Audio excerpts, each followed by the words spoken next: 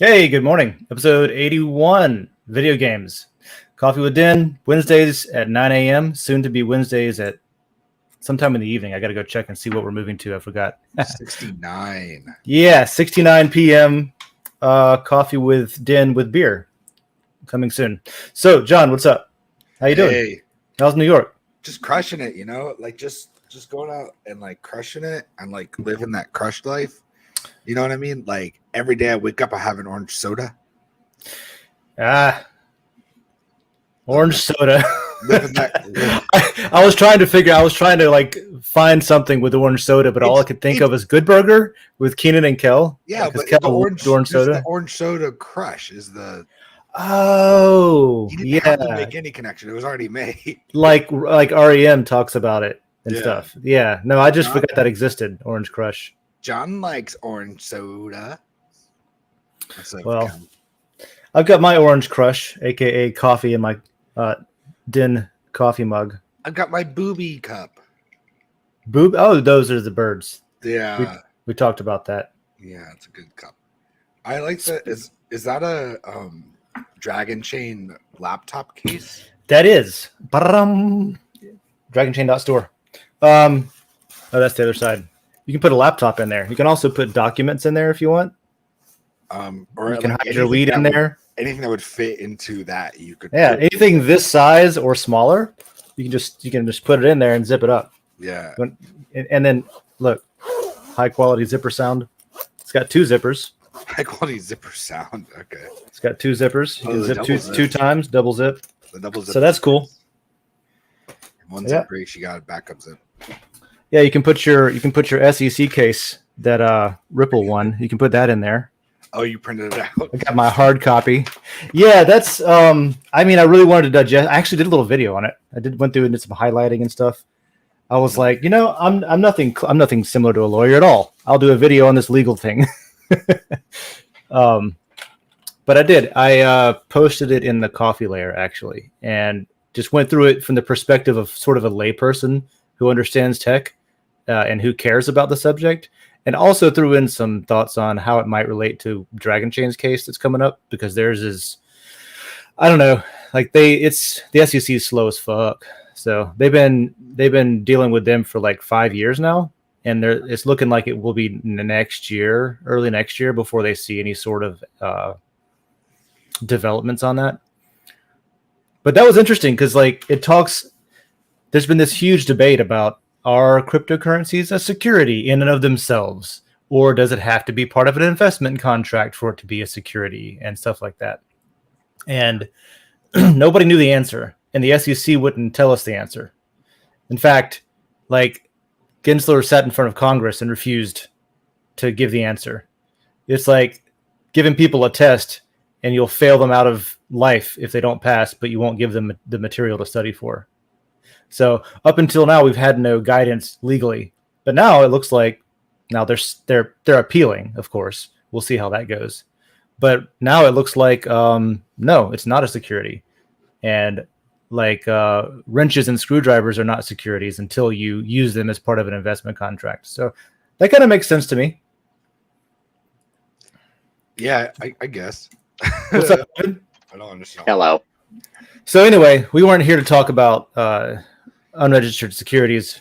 We're here to talk about video games today. Oh God, how did we go from actually having a topic of video games to unregistered securities in 4 minutes? Normally, it's the fact that he has the Ripple case printed out behind him. Yeah, we were talking. Right, well, it was interesting. Hard copy, and then it went to that. Yeah. So you haven't missed anything.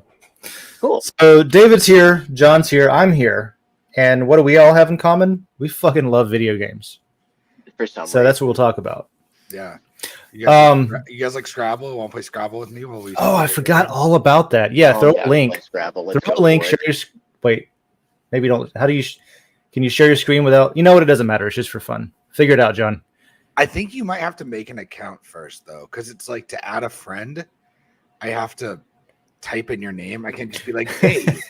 I'll make an account on anything. You mean we have to prepare for something we're going to do live on a live stream? Screw that. on. Let's just prepare for it on the fly as per Yeah. usual. Just do it now. Like, what are you talking about? Do it now. That's why the second half of this is always more interesting. Oh my god. We can do that. Also, John, you haven't played Counter-Strike, you said. David, you've played Counter-Strike?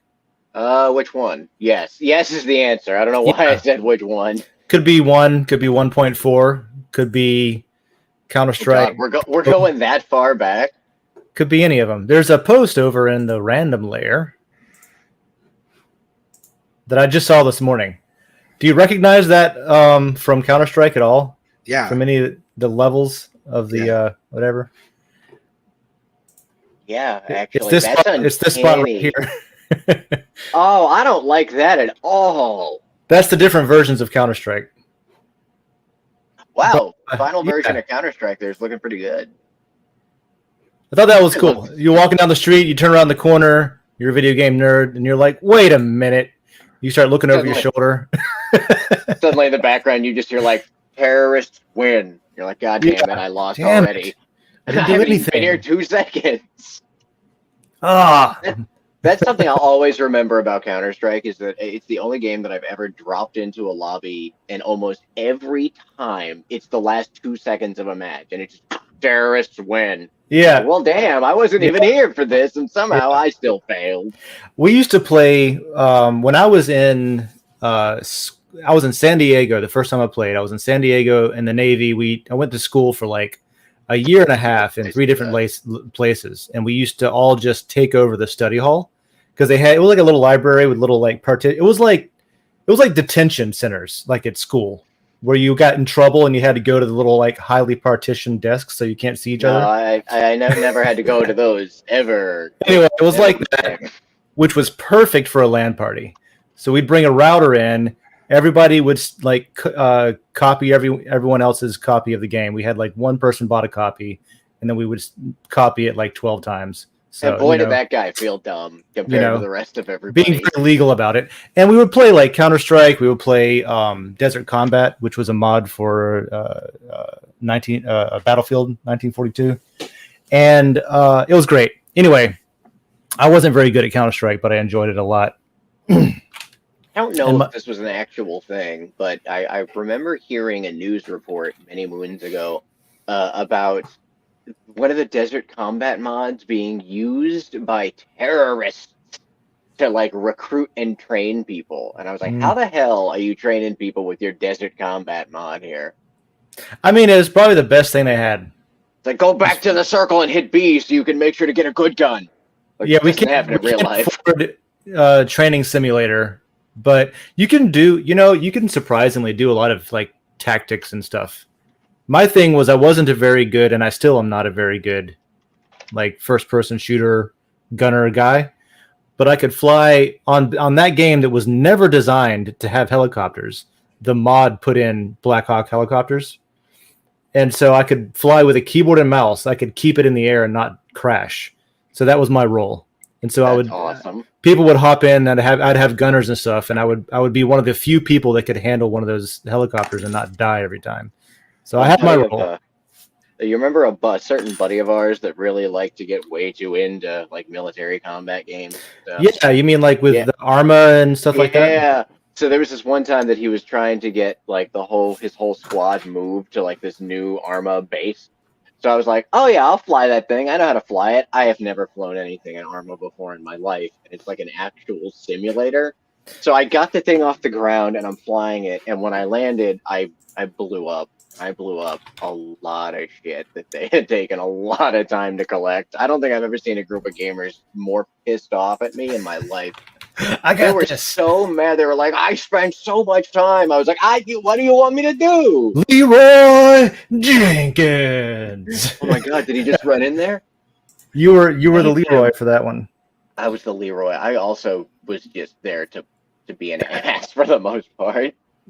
What's up, I am? Check your DMs on Den. I got a question for you. I got to meet up and have a chat with you at some point. Good morning. For the record, everybody, if I seem slightly out of it, you don't. No COVID, thank God, but I feel like crap. It's something going around. I don't know what it is. I went through it That 1 week, like 2 weeks ago, I had it. Oh yeah, you were sick as a dog like 2 weeks ago. It was right after I came and dropped that box of stuff off to see you.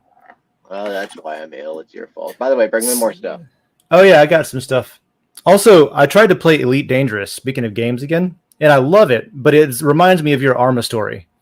Like I went from No Man's Sky, which is like the Mario Kart of space sims, to Elite Dangerous, where it's like, wait, I have to request permission to land and have an access code. What it's not as bad. Okay.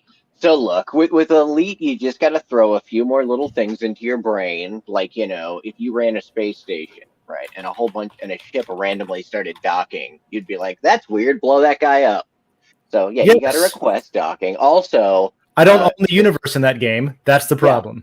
Just in case you do decide to play that again. First off, let me know. I love that game. Second of all, if you're smuggling, make sure to rig for silent running.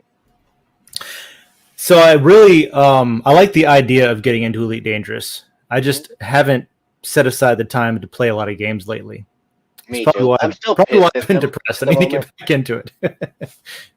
That's why I'm all sad. I'm pissed at the Elite team right now because they still, and a lot of the people that play the game are, because when they released Odyssey, which was the whole like get out of your ship and walk around on planets thing, they made the game run like it's good. Okay, it's fun, right? But they made the game run like shit. Like, I mean, we have good computers, and it's rough. So people are still pretty mad about that. And instead of optimizing it, they just decided, screw it, we're going to make another expansion pack instead. Whee! So, yeah, that's been a lot of fun. Still mad. Don't be mad. But it's fantastic in VR. I have a the starter ship, that looks like a what do you call those things that are not? It looks like a router. It looks like a router. Yeah, it's a sidewinder. Tina named it. What is that Italian dish where you have the pockets stuffed with things? Ravioli. Ravioli. There we go. I'm sorry. What? It looks like a ravioli, bro. This sidewinder? I don't know. Is that what it's called? I think so. Elite Dangerous Starter. If it's still ship. the standard, like first. No, not that. Yeah, what's the starter? This one. I don't know. This is the one I have anyway. Oh, don't. I'm sorry. The secure site's not available, and Firefox doesn't like that. Yeah, the Sidewinder. Yeah. It looks like a ravioli pocket. How does that not look like a ravioli? I mean, I can see it, but that's not where my mind first goes. Where does your mind go? It looks like a pizza roll. What does a pizza roll look like? Ravioli has a little flare to the sides of it. Little flare. Okay. Yeah, if it had a little fringe around it, yeah, sure, Oh, I have got. I'm going to show you where my mind goes. Or it looks like one of those burrito, like a frozen burrito or something. Pocket. Or like a halfway crispy, crunchy, tender, flaky crust. It looks like a halfway popped bag of popcorn. Oh yeah, it's getting there. You're looking through the microwave. You're hoping that the little screen works to filter the waves. I do love the ship design. A lot of these, I like space games anyway. So it looks exactly like Windstream's Speedstream 4200 that I fought. If you come the middle of it, it's got a little. Yeah, okay, sure. How do you go ravioli more than this? Because it's got. See, that has a where your cursor is. It's like missing the part there. That's not a. This ship has definitely got. He went away the minute I typed in ravioli. Look at that! Look at that right there. Full cheese ravioli. You know what? That one, I'm not even gonna. I'm done with this fight. You win. I give up. I want to be clear that I win. I don't know why, but I just want to win at this one. That's fine. I'll give it to you. Let me have it, please. If I go and play again, I'll find another one. I'll call it the tortellini. I'll get a little need horseshoe shaped one. Cobra. You're gonna need a Cobra Mark III. It'll cost you about $350,000, and it ain't that hard to get. You know what other space sim game is super realistic that hasn't gone anywhere though? Oh, Star Citizen. Star Citizen. You mean permanently in alpha for 10 years and also Yeah. several $100s? Yeah, I've got a copy somewhere. I bought I it bought a it. while back. I did the same shit. I bought it like probably 2016 or something like that because it was a deal. It was like, spend $10 and you get access to the tiny ship and then the game. So I went hunting about a year ago and figured out how to like reactivate all that crap. And it took me so long that I actually saved the installer because I'm not going to find that damn thing again. And I loaded it, It's and it's exactly as it was when I played it in 2016. So that's cool. it's what they remind me of is like, so they keep making cool stuff that are tools and things that a game could use. What they should do is turn into a tech company for people that want to make games. They Yeah, can just just start making the tools for the game and yeah, maybe make the game. right. So keep making the tools for the game and then let other people build games on it because they've got some cool stuff. Like they've got this, what is it, face over IP, where you use your webcam. It looks at you, but then your character actually follows your facial expressions and stuff, That's which is cool. terrifying. Yeah, it Why works. was that dealt with before, like the basic aspects of a game? I know there's a game there, like, because it's the unpopular opinion. Some people that play Star Citizen absolutely love it, and they've got a ton of content to go through and play. But it's going to take me so much time to even comprehend any of it that I don't even know if I want to get into it anymore. I feel like if I was 15 again, I'd be like, yeah, let's go for this.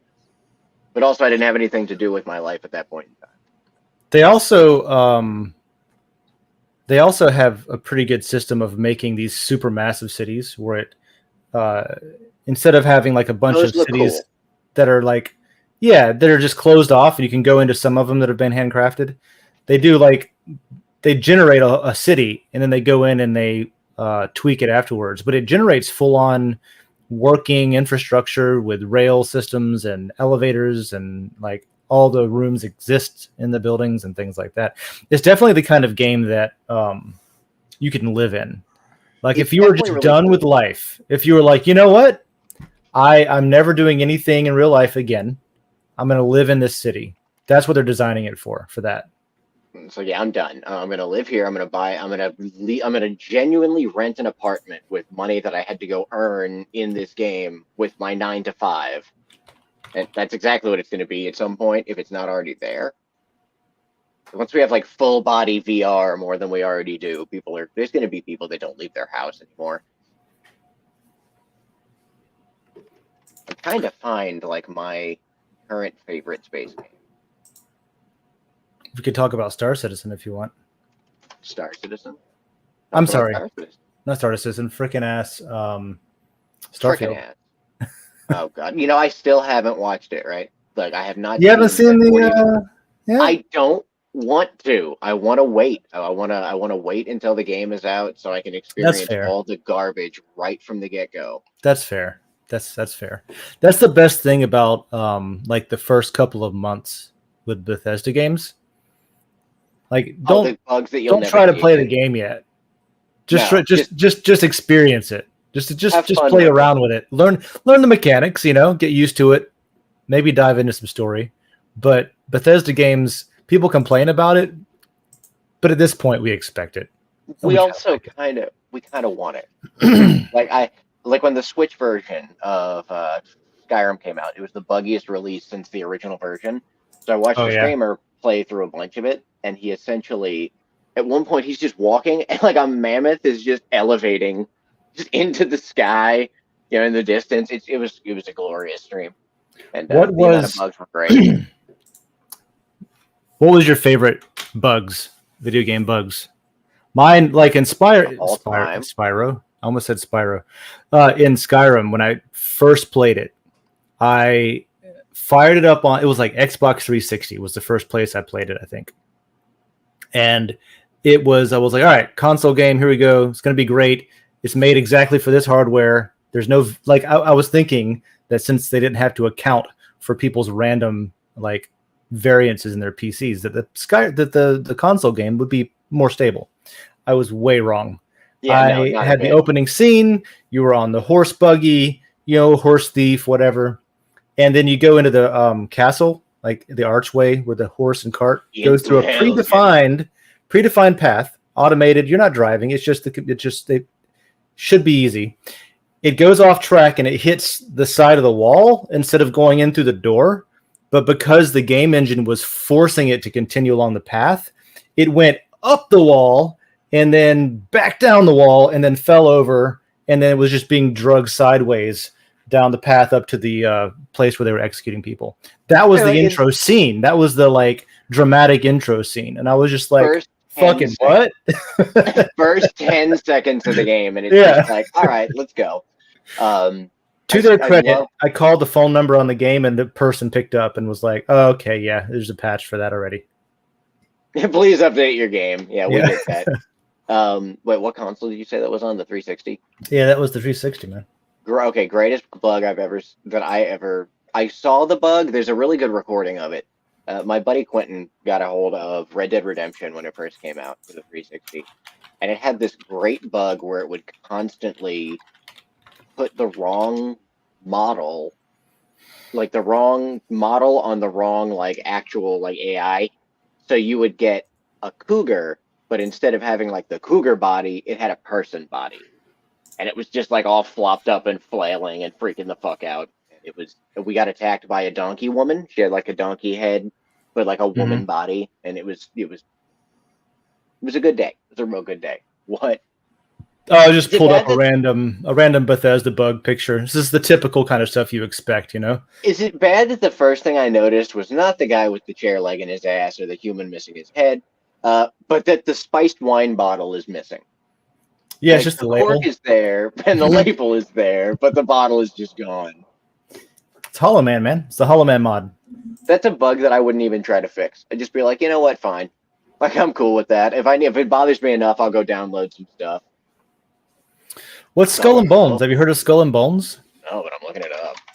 John, I invited you to a game on that Scrabble thing. Oh, cool. Fucking sweet, dude. I'm going to look up Skull and Bones because I'm not sure what it is. It's by Ubisoft. Didn't they already do this once and it was called Black Flag? I don't know how. Can you? Oh, it's a pirate game. I like those. See, we don't have enough pirate games. Now we know this doesn't get out. I'm sad. I am, yeah. You should have like an invite, like match requests in your dashboard under play. So yeah, Skull and Bones is a pirate game, which I didn't play Assassin's Creed, the one with the ships in it, but I watched somebody play it, and it seemed like the ships and the piracy was the best part. Okay, so as somebody who doesn't really care that much about Assassin's Creed, I played it solely because pirate game, and it was awesome. Just because pirate simulator. Great. Now that being said, it actually made me like it enough to want to play the other Assassin's Creeds, and this was right around the time where they started going hardcore with the historic accuracy aspect of things. So I remember being like a history nerd. I was like, wow, this is kind of neat. These boats are kind of correct. This is weird. And then they started doing the thing where, they recreate most of ancient Greece to a point where like history teachers are using it in their classrooms to be like, look at this. This is cool. That's a really cool concept. I read about that too. Teachers using it. Because it's wild. How did you know my username on this? I typed it in. What was the username you used? T Swift or Die. That's not it. There is somebody called T Swift or Die. I know, that's my other account that I can't get into. Oh, well, I'm going to cancel that. I have no idea how to even find the game that you were talking about. So we're having two conversations here. We're talking about pirate games, and then we're also troubleshooting how to launch a game to play Scrabble. I'm going to match a friend. What is your username? I'm Gravity Crab. Who? Wild Man John. He's Gravity Crab. I wish there was a Wild Man John. I wonder if you can play like with 3 people. I don't know if this is only. I don't think so. Or not. That's fine. Honestly, I'm terrible at Scrabble, and I have to constantly stand up. So you two should probably be the Scrabble human. Sounds good. Cool. What the Amazon Luna? You don't know about the Moonbase? How else are they supposed to deliver? How else are they supposed to deliver there? As a former Amazon person, I cannot confirm nor deny the existence of a Moonbase. I can, however, confirm that we do have an internal mascot that is only for us. And an internal one? Yep. When I first was driving for Amazon, I was like, "What is this little fucking orange minion that I keep seeing everywhere that I've never seen before?" And apparently his name is Pecky, and he's like a little cutesy guy with the Amazon smile that's just for the people that work there. It's So weird. you get to feel like you have a secret club. Yeah, we do. It was great. It kind of worked. Every time they had a like an event or something, they would give us these little pins that had like Pecky doing something cool on it. Like for Christmas, I have one where he's like putting a little Christmas ball up on a tree, and it's kind of cute. So I loved Becky. He was the only fun part of working for Amazon, other than not having to deal with people all day long. Pissing in bottles was fun. All right, In the middle Scrabble of a works. residential neighborhood. Yeah, I hear about. I've heard about that. Did you see the SNL skit with Bezos on the Starship Enterprise as the I think it was the captain or something? Oh yeah, yeah, I saw that one. At the end of it, the skit, he was going back to the teleporter. He tossed him a bottle. Tossed him a bottle. We had somebody give us the little tiny bottles one time. These little like short bottles of water because they always gave us water bottles to make sure we didn't die. But we had these little tiny ones, and one of my coworkers was just like, "How the hell am I supposed to piss in this?" As he walks back to the truck.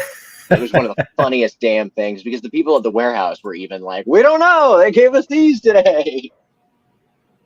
Ah, what a They place. you think they can like take over for UPS or something? UPS is under a strike conditions. Yeah, probably. I'm actually surprised that all the Amazon people aren't striking too. Oh God, I just looked at your list of things for games and like questions and stuff like that. Um, Best soundtracks, literally anything that has been created by who's the lead composer for the early Final Fantasies? Oh, Nobuo Uematsu. Yeah, Final Fantasy IX has one of the most just pleasant soundtracks I've ever heard. I turn it on sometimes in the background just as like lovely, nice music. Yeah, I linked. So I threw a reply into that, Oh my God. and Okay, I see Final Fantasy VII. yeah, so the remake, and I actually linked to. Oh Oh no, it's shit. on SoundCloud. I linked to SoundCloud and YouTube. There's also, um, I want to say no, it's not. I was thinking of the Doom soundtrack. So the Doom soundtrack is on archive.org in FLAC format, which I thought was awesome. Dude, the Doom soundtrack is wild. Like the first Bethesda release. Also early Doom games. Well, it was Trent Reznor, wasn't it? I don't Who did a remember. lot of the? I'm I don't pretty know. sure it was Trent Reznor that did the music for the early Doom That games. wouldn't surprise me. My 4 picks were soundtrack were this Final Fantasy VII remake specifically. And if you listen to some of these that I've like, go listen to Hip Hop to Chocobo. It's one of those like reimagined Final Fantasy songs that's modernized that honestly is fucking it's nice. It's It really just good. makes you happy the whole time. Oh, But even like Tifa's theme and Genova and all that, they really did a good job. They re-recorded everything. It's all high fidelity. And did you know that Uematsu had a rock band called the Black Mages, where they are did full you on kidding? for real? They did a full on right here, the Black Mages. They did a full on. They would do full on concerts, like rock shows with electric guitars and shit. And it was That amazing. They would play some of the music. Yeah, the Black Mages, right here. what a group of dorks. That's so Yeah, cool. yeah, right. This is the best. So all I this love that stuff's he's linked just to. on keyboard, just like, yeah, I wrote all the Final Fantasy music. Yeah, That's awesome. it's really good God, too. It's good stuff. I mean, as you can Morrowind. imagine. Yeah. I was just starting to hear, trying to think about other soundtracks that I could consider some of the best. Morrowind, Oh yeah. uh, Jeremy Soleil or Soul, whatever the hell you want to call him. Oh, that's it's They have on an 8 vinyl. disc. No, it's CDs, but On the far right side there is definitely something that looks like a 45. Oh, that's I think that's just a CD with fancy label on it. crap. I kind of like it. I like the Midgar artwork The though. 8th disc is all the jukebox music, because in the game you can unlock songs in the jukebox. I forgot about the jukebox. That's where the Hip Hop to Chocobo song is on Been a disc 8, while. bro. Anyway, That's I where highly recommend that. Quarantine is another one of my favorite soundtracks. 3DO, disc-based video game console before the PlayStation. It had CD quality music on it for that reason, That was and that about was the super only thing cool. it had going. Let's be real. I It like had a lot. It also 3DO. had no DRM. So if you happen to have a CD burner today, you can download the ROMs and burn the discs, and it works out of the box immediately. Yeah. All right, Which we I got a did for like gamer. a year. We got a gamer joining the stream. We got a gamer joining us, and let's bring him up. I am for a game. How you doing? How you doing, sir? Don't. Well, I won't get in the way of your frag run there. I don't want to interrupt you. I know it's an intense thing. All right, so we'll have the gamer in the bottom there. I'm gonna game a little bit. I've been playing Scrabble with John, but I can't show the screen without showing my hand. You can't show part of the screen. Maybe. Oops. Maybe. Let's see here. Can I? I don't think so. No. Nope. That's okay though. I made the word Patsy. Sorry. I saw. Just don't look at my tiles, John. How's that? I'm not looking. I'm not looking. I'm being a kind of a dick right now to the internet, but passive aggressively. So it's cool. Well, that's what it's here for. It's therapy. Final Fantasy VIII, soundtrack wise, really good soundtrack. They really stepped into like bringing up the quality of the music and the graphics in that game. I remember specifically. Still, best soundtracks are like the Tony Hawk soundtracks. Oh, dude, yeah. If you were just talking like grungy, good rock music, the Tony Hawk soundtracks. I see we have like a super gamer who's entered the chat. Yeah, he's hopped up on Red Bull and Snorting Dorito dust. dopamine.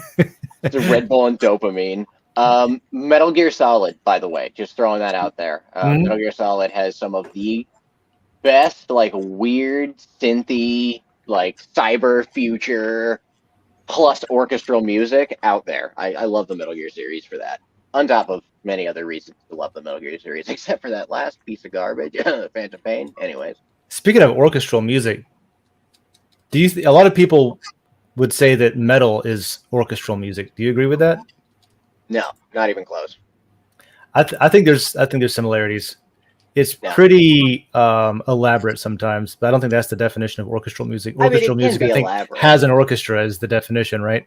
Yeah. Well, think about this. Like, it also depends on what we mean by orchestral. Like, are we talking about like, does it require an orchestra? Are we talking about it just being really well produced and put together, and there's a lot of choreography and cinematography? I don't know what the definition is. I think people are just talking about the way that it's designed, the way that it's written, and it's like the amount of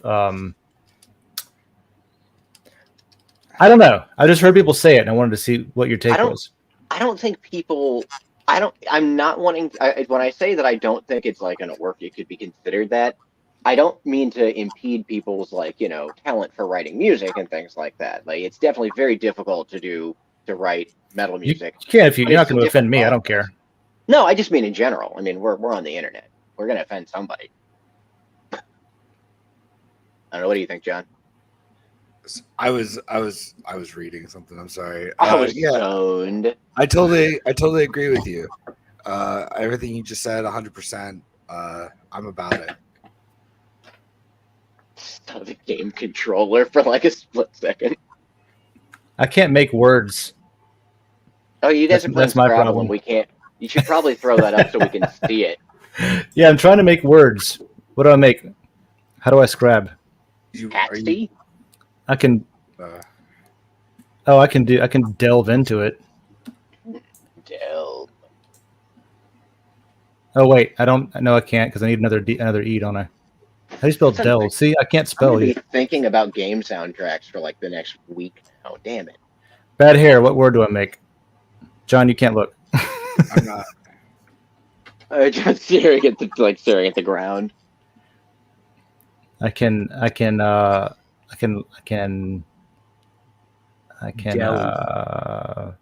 That's like Delhi. I Zelda, can't. Zelda music. yeah, I don't know. Okay. Oh yeah, Zelda music. Zelda music Zelda is music. any of these games where you play them for extended periods of time and you have like just the music burns into your mind. After a while, you either become fond of it and you love it forever, or you despise it. Or Like yeah, another one that was on my list was Donkey Kong Country for Super Nintendo. That soundtrack slaps. Oh, It it's is great. badass. Yeah, I for have a your Super copy of Nintendo that, by the game. way. Yeah, Low, but that's only 3 letters. I know, but maybe is that all I got? Loudy. How powered? Oh, I can do even better than that. I can love Love. it. I don't think I'll love play it. that. I don't think love it works. Wow. All right, I got love. John's up. So, Final Fantasy VIII definitely. The Final Fantasy games in general have great soundtracks. All through them. I said Donkey Kong. I said Doom. Doom 2016, man. Doom Eternal's out, and it totally like is a great iteration of Doom 2016. But 2016 was the one where I felt like, bro, Doom is back. Yeah. Because oh, I God, didn't yeah. feel that way with Doom 3. I thought Doom 3 was going to be that game when it came out. And it was fine. But It was Doom, a story-driven narrative. yeah, Doom was a game where it wasn't afraid to be an arcade game. It wasn't afraid to be like silly and funny, but it was also like really gnarly and serious. And it had what is his name? Mick Gordon on the soundtrack. And it just sounds so good. Especially whenever you're freaking out about things shooting at you and you're trying your pulse is There's that, high like, and stuff. intensity of it. It's really twitchy. It's really a keyboard and mouse mandatory kind of game. Another game that did really good with that was did you, other than me, you had a PlayStation 2, right? Like a PS2? I did have a PlayStation 2. Did you play a game called Shadow of the Colossus?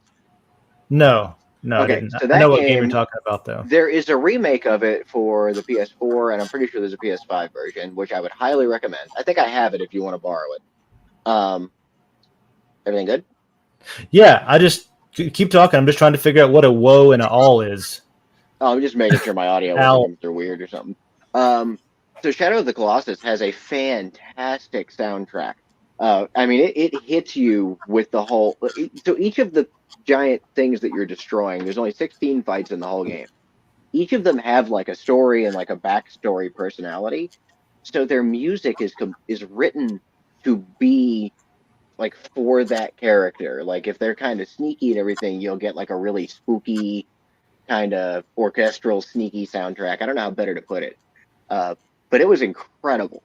So I would highly recommend that if you haven't played it. You definitely should. I haven't. I need to.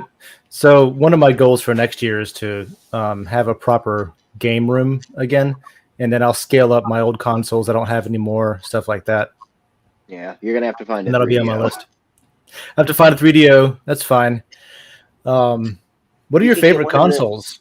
You can get one of the Zeros that has the top-loaded one instead. Nah, I like the blocky with the looks like a fortress. You know. Yeah, I have That the same thing. problem. I'd love an NES top loader, but I just can't bring myself to buy a top loader because I love my NES too much. Favorite consoles? That's hard. Mine actually is the 3DO. I love that knew console. That was coming. Yeah. Let's see. And there are some damn good games for it. There's I don't want to be that guy that just says the Nintendo, but I've had my NES since I was 3.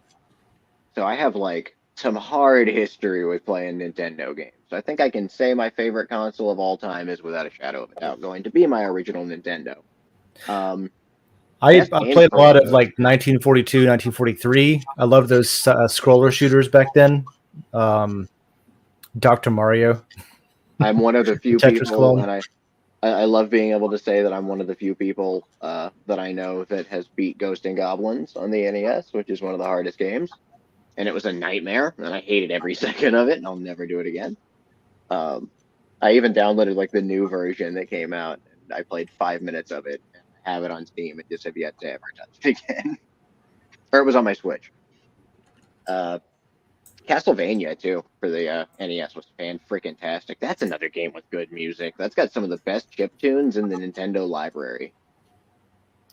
Chiptunes and stuff, man, that's a whole nother animal. So for PC Yeah. games, specifically the bootleg scene, right, where you would have the people that would figure out how to crack serial numbers and stuff for games. The music in the serial crack program for computers was some of the most interesting. Like, I don't know if that makes the cut as video game music, but it's part of the definitely experience. does because it's part of the video game world. Because keygen music started with like the demo scene and everything in the early computer world. It's people distributing their pirated software, but also being like, "Yo, here's a floppy that's got 10 minutes of really cool audio on it, and I managed to make this visuals work on the Commodore." Yeah, exactly. So if you look up if you look up documentaries on the demo scene, you can find them on YouTube and stuff. There's contests where people get together and there's categories where, okay, you have to either this is Commodore 64 only or it's whatever only, and you have to do the coolest visual effect and everybody votes on them, flying through a tunnel and stuff like that. Or you can use a modern computer, but they limit you to how many characters or lines of code you're allowed to have to produce your thing. And some of the modern stuff's wild because the code is like so dense. It's like it's right there. You can look at it and that's it. That's all of it. But you have this elaborate, mathematically generated, high definition tunnel scene with super, high fidelity music and stuff going on. It's interesting. It's just people fucking with computers and seeing what they can make them do. So the Amiga bouncing ball is one of the examples that I always think about, because they were showing off how badass the Amigas were. So they made like a 3D ball that could like render and bounce around with a really short chunk of code. Ripped. I just posted 2 replies to gaming in Den. Odd. Refreshing. One is Egyptians. That's for you, Gravity Crab. Oh, great. You know who replied before you did, though? Was immediately. Jacob Wayne. Yeah, I know. I had a thing. I put it as a saved draft, because I couldn't post at the time. Yeah, we had some issues. It's just you can do pictures again now. By the way. Yeah, So, yeah. Get this guy over here with 2 SNESes. And so I just put them up there now. Yeah, 2 SNESes, 2 Genesai, 4 64s. I think, if I remember correctly, Jacob Wayne has opened a YouTube, what's the on eBay, an eBay store. Yeah, and so he's hawking retro game consoles and stuff. So I'm gonna have to probably source. That's great because he can go to the auctions and to the estate sales and find it for me, and I can just buy it from him on eBay and ship it to where I'm moving to build my game room. Makes it easy for me. Scumbag too, so he's like somebody that I'm happy is doing that on the internet, as opposed to some people who are just doing it and not making probably making it garbage or charging too much money. Gex 64 is a good score, by the way. Question: what's the longest period of continuous play you've ever done? Oh, Christ! Did you put your life in jeopardy by doing it? I don't think I did. Ooh. You have a copy of Gex for the PS1? No, this is Gex for 3DO, bro. I think it was. You got everything. I think I've played World of Warcraft for 24 hours before. For 24 hours? 24, really?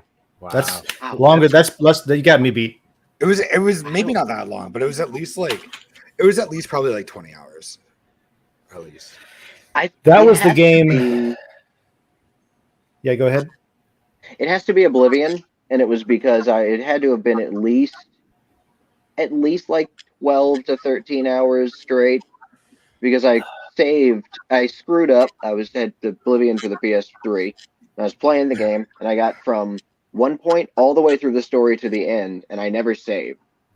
And then I had like a problem, and I had to go back, and then I had to play through all that again, and then I never saved. And then the end character, one of them did a Bethesda glitch, and I couldn't get him to move anymore, so I had to go all the way back, and I cried. It's a long way. Yeah. I cried. And also at the time I was that's what taught me to save so much, and that's why Jackie will yell at me because I'll be like, I'll save my game. She'll be like, "You saved 5 minutes ago." I was like, "I'm not willing to lose that 5 minutes." Bro, quick Like, save. not again. Quick save all the time. Oh, absolutely. It's one of the first things. If I'm playing like a Bethesda game, one of the first things that I do is map a quick save button to the controller Smart. because I'm a damn dirty controller user for PC. I am too, depending on the game. I think I mine will might be force World of the Warcraft controller to too. work. World of Warcraft really was this monumental shift in whether or not it was okay to play video games. Yeah. Because besides like EverQuest and stuff like that, and like some of the earlier games that were relatively niche compared to the mass adoption that World of Warcraft had, it was like I remember people almost losing their jobs because they couldn't like, oh sorry, I fell asleep on my keyboard playing World of Warcraft and overslept. I just couldn't get to work on time, that kind of thing. See, I love games, but I have never in my life loved a game so much that I'm going to fall asleep on my keyboard, with the exception of when I was a kid and I found Fallout 2 for the first time. You literally just said I would never do that, but then I did that. No, Oh, but I okay, did. listen. There's a difference between being an adult and doing that and being 10 and doing it. I don't think We can so. agree on that. No. Honestly, No. as an adult, I have more time to do it. And I have nobody yelling at me to go to bed. As a kid, I have somebody yelling at me to go to bed and they'll unplug the fucker. But as an adult, there's nobody to unplug it. My mom thought it was just a good enough punishment to take the power cord for the computer when she went to work. She was clever, right? My mom is clever. You But could just she would go take get the- another power cord. Yep. So she was unaware that it wasn't like a hard to find power cable. She thought it was specific. So I had one just on a hook in the attic that I could go grab whenever she went to work. Yeah, I can use our. I think before I swapped out my battery. Thank you, by the way. I could just use the power cable from my amp, from my guitar amp. It worked the same. God. The 9 volt or It was the same cord. whatever Yeah. it was. Yeah, no, WoW was like World of Warcraft to me is still like the greatest game of all time. And like, but that's the problem. Like It's probably the greatest MMO. I think That was the problem. Like it kept you engaged. It kept you, I had to quit playing it because I was not making progress in real life on projects that I needed to finish. Like I had a pile of wood that was supposed to be a fence for a year. And that was it for me. I was like, oh, I should finish that fence, I guess. I got to stop. it ruined like multiple relationships just because like I got other like they don't want to date somebody that's like playing WoW. I'm like, well, I don't know what to tell you. You can go away. So like I have to like not play it anymore. I definitely don't play it. And like so many people like to me too, like I could probably play it now and like in moderation and fun and like just have fun with friends. But like so many people that I've dated in the past and like my wife currently, they're like, I had other people that I dated that played WoW, and it was so awful for the relationship that like I will not date somebody that plays that game now. Like wild. So many people I have haven't ruined heard that game for me because of their previous relationships. Like bastards. See, I've never thought about that. I guess it's just like, I guess I can separate myself. As a kid, I probably couldn't as much, but now, I mean, when I sit down and play a game, even if it's a game that I love, I will. It's a struggle for me to even start playing it. Like I'm currently trying to play through Zelda, Tears of the Kingdom. Mm-hmm. Since the last time we were on camera and everything, I probably played it once. Well, but I would like to play it every day. I don't know, man. Like WoW is just WoW. There's always so much to do, and in Zelda there is an endpoint. Yeah, like you beat the game. You in WoW you don't beat the game. There's literally no way to actually beat the game. Even if you beat the last dungeon, you still have to go and keep doing the dungeon so you can get the other drops. And then you have a guild and a clan that you have to deal with and all this other shit. Like, see, that's where it loses me. That's the thing. So many people get sucked into that, and that's where a game hits a point where I'm just like, nah, that is not worth my time. My brother-in-law does the same thing. He does like the guild running and stuff for Black Desert. But I just don't.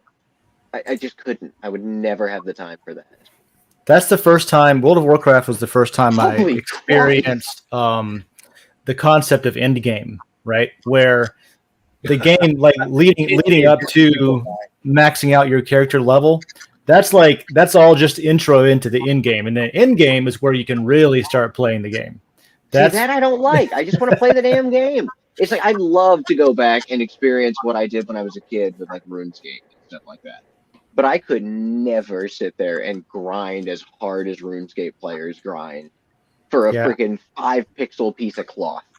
I'm a little bit off in the head. Something about me actually likes grinding. I don't know why.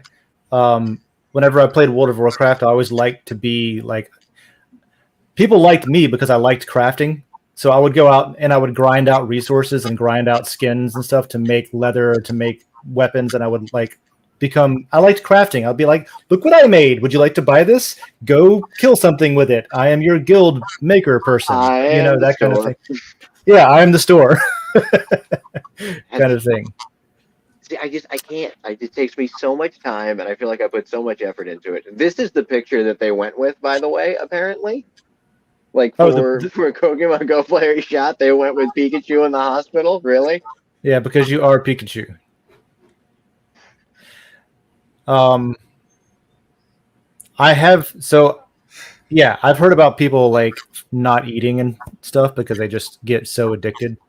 It's also the first game that they had to put a loading screen in World of Warcraft that said, "Don't forget about your IRL friends. Don't forget about your real life friends." Oh yeah. In the game, they had to remind you, like, "Hey, this is getting unhealthy. Careful." Yeah. That's weird in its own. That's weird in itself, right? Is that? This guy was shot in San Francisco at a park while he was doing the Pokemon. Remember the game where you got the GPS? Yeah, it's still a big thing. Yeah. People still play it plenty. EverQuest had a death, huh? Sean Woolley had ADD and epilepsy, but found comfort in the game. He became so addicted that he neglected his family and quit his job. Eventually had to move back home. Had seizures after playing for extended periods of time. It doesn't say how long. Good Lord. I would say I've played games for long periods of time, but never until I had seizures. But I also don't think I had epilepsy. Yeah, you don't probably don't have epilepsy. Wait, what? He purchased a gun and locked himself in a room? So he went nuts.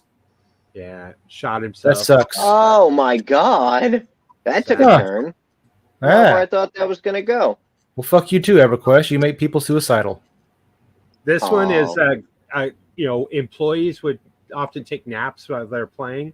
Mm-hmm. And they found one guy laying on a table, and that was an employee, I guess. Suffered probably a heart attack or something. Oh my God. 3 days straight. Beat you, John. Beat the record that John set for us. I didn't.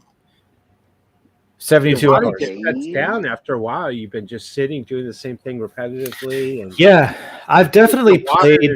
Your electrolytes get off. Everything. Mm-hmm. It's like those people that sit so long in a chair that they just become part of the furniture and they die horribly.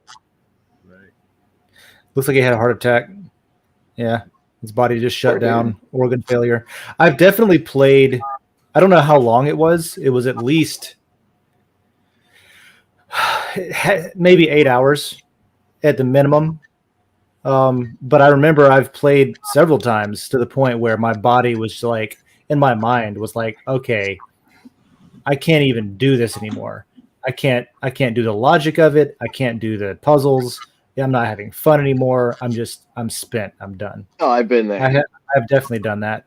But it's also, now these are sad stories and all, and they're stories of addiction and things like that. But I will say that I have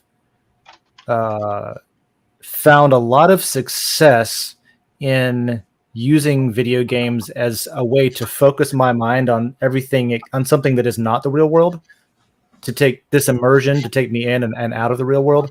I've got a history of depression, and I have a history of anxiety, and a lot of the things that, one of the things that are sort of therapeutic, as weird as it might sound, is playing an immersive role-playing game for an unhealthy period of time.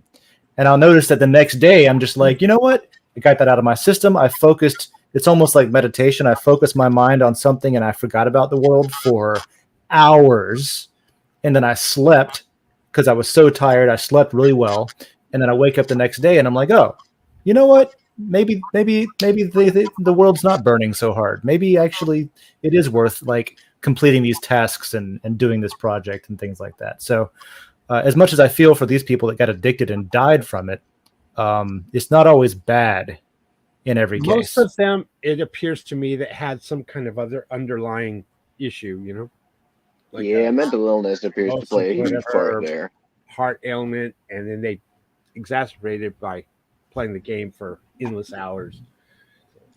But yeah, I just throw that out there. Yeah. Sorry to bring it all down. Yeah. No, it's people who died. Something to think about. Looks like Diablo 3 had a 40-hour run that ended in death. Yeah. No food or rest. That. The next that one was is number 7 is the first recorded death of a video game. Oh, wild. Really? 1980s. Oh, Berserk. What happened Good there? game. You guys have a really weird fascination with death. Well, I'm just reading through this post. We've been talking about people dying playing video games for like an hour. Yeah. All right. Let me fast forward because they're starting to be the same because it's like stayed up too long, Attack, didn't heart eat, failure, heart attack. exhaustion, dehydration, heart from Halo. Same kind of thing. I'm just looking at the game now. Yeah. Nobody like bled out because their thumbs were raw from like hitting the buttons or anything. I like how you're mildly disappointed by that. Not at all. I'm just saying, like, it seems like there's specifics to look out for, right? That's actually good news because, you know, if the thing is like, oh, if you don't eat and you don't sleep and you don't like take care of yourself constantly, then you'll die. That's pretty straightforward. You can probably manage that. Set an alarm, bro. You know, that kind of thing. There are people in this world that cannot be real. He gained 320 pounds while playing games because he wasn't doing anything else. And then his chair broke. Now, and that's what did him in. I wanted to make was, I mean, for Gravity Crab, here you go. The Egyptians, gaming was so important that the Egyptians put it in their hieroglyphs. There's a lot of pictures of them playing games. Games, yes. There actually are pictures. Video of the Egyptians. games. But I was going to say there is a lot of people. There are actually some fairly good depictions of the Egyptians playing games. They had one called Senate. Senate? That's pretty cool. Yep. So it tells you that We have that today. It's just got a lot of far-reaching effects. It's much worse nowadays. Instead of being actually, King Tut had a cool a Senate board in his tomb that you could flip it over, and it had like a different board that we don't know anything about on the other side. Kind of neat. So anyway, yeah, I thought that was pretty cool. Now I mean, it was obviously important enough for them to include that in their tomb art, right? Oh, that's sick. I just randomly picked 2 and threw them up there. Yeah, they had chess back then. That's great. Oh yeah. Yeah, that's definitely a Senate board. It's the different checkerboarded colors with little. Do you know how to play that? What are the? I don't know how to play this one. I know how to play the game of Herb. I don't know how to play this one. Isn't this? I should learn that though. What is this? It's Egyptians playing chess, bro. It's like a 3 by 1, 2, 3, 4, 5, 6, 7, 8. It's like a 3 by 8 board, and it's kind of like a race game, or they think it's like a war game. The race game is the other one. Is a race game. I feel like it's just not a very like they just screwed up when they drew the chessboard. Like it's not chess. It looks like there's like literally like a rook on it, but all right. That's fine. Yeah, okay. You just said the pseudoscience thing. Just because it looks like it doesn't mean that it is. Looks like a light bulb. It's obviously a light bulb. It's fine. They're playing checkers. Whatever. I don't care. And for the record, my God, that's a gamepad. They had an Xbox. That's why it's black and red checkers. That's why I had somebody once argue with me out front, like genuinely believing that picture of the person like having the box held up to them. Because there's a square on the side. They're like, that's a USB port. It's a laptop. I was like, are you fucking kidding me right now? Like, there's a lot of stuff that I love to entertain. There's a lot of stuff. All I saw was Graham Hancock on your face, and it made me upset. He didn't even hear you. He just read your lips. It was like that was the shape that someone's face makes when they say the words Graham Hancock. And now I'm angry. Even now I'm upset about it. Oh, that's so funny. I'm if trying to it find says the it's a ancient laptop, Greek. it must be a laptop. That's all I gotta say. Oh my god. Looks like it. What? Oh, Jesus Christ. Oh, here's that one's slightly more convincing. Hang on. I'm gonna get me a green screen, and I'm gonna have him over my shoulder. Graham Hancock? That'd be Yeah. funny as hell. That's for you. I should get. If somebody sends me like a cardboard cutout of him, I will stick it behind me for the show. Of Hancock. Yeah, of Hancock. Give me a full thing of Hancock. This one's more convincing as a laptop than the other Neat. one I thought. Here's the one I That's was neat. talking about, though. There's this thing here where if you look really Yeah. close, there's 2 holes here. So somebody's like, "That's a USB port," and I'm like, "No." That's where you okay. plug it in to charge the Baghdad batteries. Yeah, that's oh my god! It always goes back to the batteries. What else is on here? Oh, it's oh boy. And they were way smart because of the head. See, the Oh, brains. that's right. There's more I've got to go brains. see this in a few days. I'm excited for this movie. Actually. Wait, what? You gonna go see Barbie? I'm gonna go see Barbie. I'm ready for it. It looked like What's it's gonna that be good. about? All I've seen is the meme or the fake movie of Oppenheimer and Barbie together. That was funny as shit, by the way. Barbieheimer? Now, Oppenheimer, I haven't I'm seen it yet. so ready for Oppenheimer, though. Like, that's going to be. I want to see that so bad that I'm going to leave my post-op dog in the care of someone and go see it in the theater. When are I you really going? wanna see Because it. when you go, let me know. Because I want Probably to go this weekend. Let me Saturday. know. I'm trying to go Saturday. It opens Friday night. Also, You saw the Barbie movie? no, not yet. No. Okay. Yeah, I thought you it said- opens Is it What was out? There's the other one. No, it comes out the same day as Oppenheimer. There's another one coming out in on Thanksgiving that is Napoleon. Have you seen the trailer for that yet? No, haven't even heard of that Played one. by a It tall looks- actor, I hear. It looks so good. They even showed the scene. I'm doing the Trump thing. They even show a scene that doesn't get talked about with Napoleon a lot, where he lures a bunch of people onto a frozen river and then blows the lake out with cannons and drowns them. Oh, Whoa. clever. Yeah, Napoleon was crazy, but it looks like it's going to be really good too. So I'm ready. I really hope that Oppenheimer doesn't blow. From what the reports I've seen so far from critics that have seen it, apparently they've left the theater just in pure awe. So apparently It opened in one theater on the 11th already. So there's already some stuff coming back. My concern comes from the YouTube videos, the trailers, because the sound I don't think is mixed very well at all, which concerns me about the film. Really? Yeah, it's like, I don't know. It's probably because it's made for this huge dynamic range sound system in a theater, and I'm listening to it on like a left-right channel stereo speaker on a TV. Right. But it was like I could barely hear what was going on, the dialogue and stuff, because the music, the effects music, the ambience, the mood music was so fucking loud. Where I was didn't have that. No, No, It but might I have was just been also my- playing it. I was playing it through like an amp and everything. Onto the Yeah, stereo system. I think that might be it. It's like when we used to the few times that I've recorded albums with a band in a studio or whatever, we'd listen to it in the studio, and then we'd listen to it on a smaller system. Then we go out to the car and listen to it in the car stereo to see how it Make sure sounded. it sounds good all around. You know, even if it's like shitty speakers, how does it sound on that kind of thing? So you got to anyway, think about that stuff. hopefully it's great. 'Cause it Yeah, looks we that way. we should do that. Should definitely be down to do that. I'll hit you up. Yeah, Yeah. No, he won't. He'll forget. I might forget, but This I don't is know. Dave. He'll forget. So one of the things I like about Scrabble Online is I can. Can I not? You can try stuff. How do I So I just tried something and now I can't take a letter away. Scroll down. You did screwed up. Oh yeah, I can. The I down lied. arrow next to your words, you can pull your letters off that way. Oh, far out. But yeah, no, I just played a 7-letter word, and Hey, let's see the Scrabble board. I got to see what's going on. here, I got Yeah. you. Oh, you got it. Mm-hmm. I didn't read that as shoeing. I thought it was shooting because we're talking about like shooting did games too. and stuff. I was like, are we really going to be shooting? I don't know. What would you consider the best game you've ever played. Whether it doesn't have to be like a Best game super ever. popular one or like that. Call of Duty was mine. Really, PC Call of Duty. You we're said talking like the duty. early Call of Duties. Yes.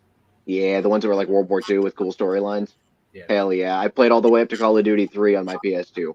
And I was very disappointed when I found out the new ones were all going to be modern and multiplayer and shit like that.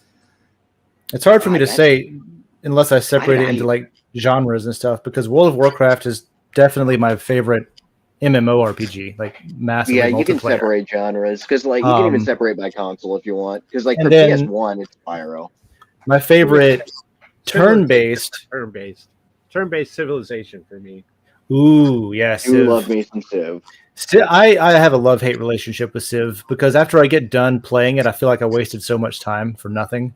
But it was so But you much built a fun. whole And empire. oh yeah, I did. And then it's like I don't care anymore because I spent so much time on it that I just like can't play anymore. It's like I don't know. You know how like Monopoly takes forever? Yeah. It's like that, except playing Monopoly by mail or something. It just takes so long. I think turn-based game would be chess. Ooh, I like Chess is that. my favorite turn-based game. Chess, and then probably Scrabble, and then probably Final Fantasy, maybe.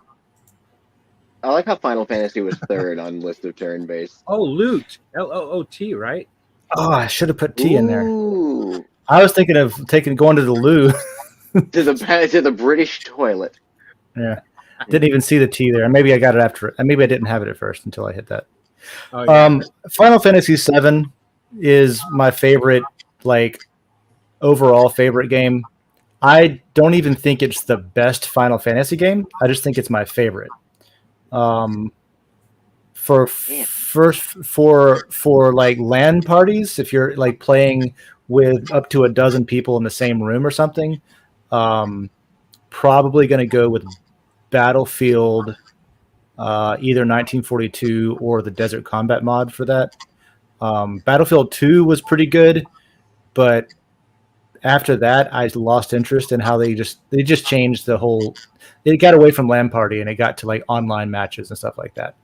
But Battlefield Vietnam, Battlefield 1942, that era, Vietnam was for good. LAN parties, Counter-Strike, that kind of thing. And then strategy, real-time strategy, probably StarCraft, or Warcraft 2. Like the old Warcraft 2 it was pretty basic, but it was a lot of fun. Yeah. And what else? That's probably single player games. Single player RPG would be Oblivion, hands down. And then single player first person shooter would probably be either Half-Life 2 or Half-Life 2 probably. Half-Life 2 or maybe What about Halo. You're always talking about No Man's Sky.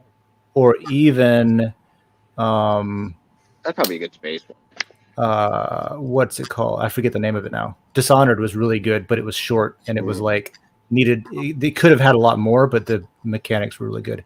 So space. So No Man's Sky. What category is that? It's not a space sim. It's a sandbox. So that's a sandbox. No Man's Sky is like sandbox game where you can do anything you want. That would be my favorite sandbox. No Man's Sky. I like it more than Minecraft. It would be the next up in that category. It's not my favorite space sim because I don't think it is a space sim. But I can't think of a good space sim that I like right now. Maybe I should play Elite Dangerous more. Oh, fucking hell. You know what I like more than my favorite single player. Now this is a role-playing game. But did you play Outer Worlds? Any of you? Oh, David's gone. Outer Worlds is really good too. Yeah. Okay. There's my list. Since we're talking about gaming, here you go. Aliens are real. It's the truth. Now we know. And they play mind games. Since we're actually talking about gaming, I went on Amazon and was like just looking for a second, and this is what came up on the Explore More from across the store. Why is there a fucking hat in here with all 'Cause if- different gaming stuff? If you're gonna be role playing, if you're gonna be role playing Raiden in Mortal Kombat, you got to wear the hat. Bizarre. Yeah, like what the fuck? That's like, AI. That's AI for you. Yeah. It's an this AI like, glitch. ski mask thing? Like what? Yeah, you What the gotta fuck did I you just gotta walk get back into gotta get into character. Yeah, You why got are it these- makes you a better gamer if you just get into a persona. Why is this Wow. Are we suggested items? That's are bizarre. we wearing like the Raiden hat? Yeah, this I is don't just know. like gaming accessories. That's not a gaming accessory. That is a mildly racist hat. That's weird. Oh, John, I don't know what your buying habits are. I don't know let's either. see. I don't guys think are- I could genuinely pick a favorite game if I really tried. It would be really difficult to do. You guys It would wanna help probably out? be like the best. What I would consider my favorite game of all time is always going to roll back to Fallout 2, though. They have. Yeah. I had some of the greatest. Like, you know, you have the weird like nostalgia for feelings from games from when you were a kid and everything. You played it. That was the first time I ever experienced like freedom in a game. Mhm. I was just like, wait, this guy wants to give me money and he's a storyline, but I can also just shoot him and not give a shit. Yeah, It blew my mind. I was like, wait, what? I can see that. The little bit I've played of Fallout 2, I can totally see that. For me, it was I was probably absolutely floored. the closest thing I can think of to that was like Diablo 2, because of the I guess Diablo 1 too, but the randomly generated dungeons, real time, Oh, yeah. randomly It generated. was always a and little then, different. Yeah, but Diablo 2, you started like, collecting the runes, building up your gear. That's when I got hooked on gear, like crafting kind of thing. Was like, ooh, if I find runes, I can customize stuff and make them better. That kind of thing. Diablo's fault. I'm gonna eat this Yeah. granola bar. Any game where you can craft stuff or upgrade your gear, and I'm a big fan of. That's why I liked New Vegas so much. One of the reasons I like New Vegas so much, because it had a really good like your guns degraded and broke if you didn't maintain them, and all that annoying stuff was actually pretty interesting, survival wise. You can thank the some of the devs from Fallout 1 and 2 for all that good stuff. Josh Sawyer, he was a major dev for Fallout 1 and 2 with Brian Fargo, and he tried to do so much early Fallout stuff into New Vegas that they just cut.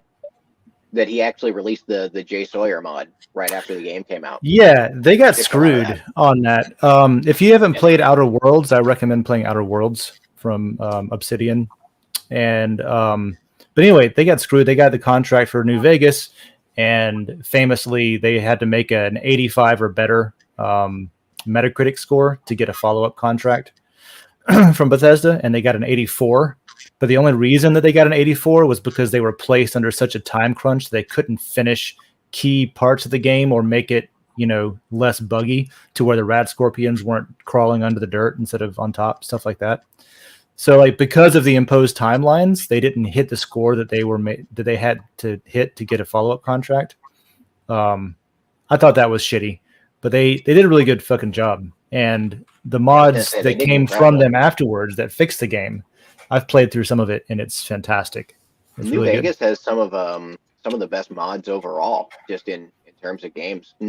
Actually, Bethesda content always will be, well, at least until they screw up and stop giving us mod tools, which I expect will happen in the next game in the game.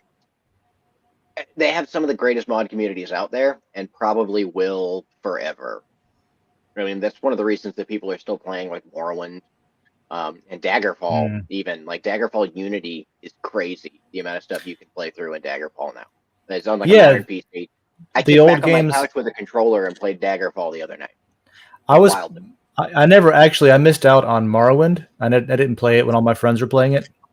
But recently I've played a little bit of it with OpenMW engine, and it's really good. Like it feels great what they've done with that engine. It's cool to see old stuff remade or reinvented or made it, ported or open sourced and stuff like that. I recently did most of a playthrough. Actually, I probably did about half of one, and then I was taking like a little hiatus. You know, you got to do that sometimes with OpenMW, and it's probably the best Morrowind experience I've ever had. It's great. It fixes so much crap that's a pain in the ass. It fixes so many weird inconsistencies. Visually, it looks good, and you can load so much stuff. That kind of segues over to another question that you got posted. What do you think the best like mod? I was gonna say also that we should talk about that. I probably have an unpopular opinion in the modding community in that I like what they did with the Skyrim Anniversary Edition. It's all Creation Club mods, like pseudo official mods, and it's really like sticks to a vanilla experience. But dude, whoever made those did it really well. Yeah. The survival mode, the fishing is okay. I wouldn't say it's the best mod though. I don't think that that's an unpopular opinion anymore. Now that now that the Creation Club content is part of the Anniversary Edition, everybody can get a hold of it for cheap, and it almost negates the fact that we're mad about it being paid mods by mod authors. The thing that pisses me off the most about that one is because they poached a whole bunch of really good mod authors and made it where they cannot upload stuff to other sites. They have to upload stuff to Bethesda Creation Kit, or they lose a lovely contract. So, Dave, I that's think you no gave fun. up. Yeah, I'm not good at this. I just added an S to winner. So it's just like, I don't know, man. You could have made a word that went up and down from there and got like the triple word score and like. Yeah, I know. I could have done a lot of things, but I am not a good multitasker. I feel So like I just- winners was just like throwing tiles on it. It's like, no, there's two winners in this. Game. Everybody Get wins. the fuck out of here. Just I'm trying to see what you could spell. I'm so bad at Scrabble.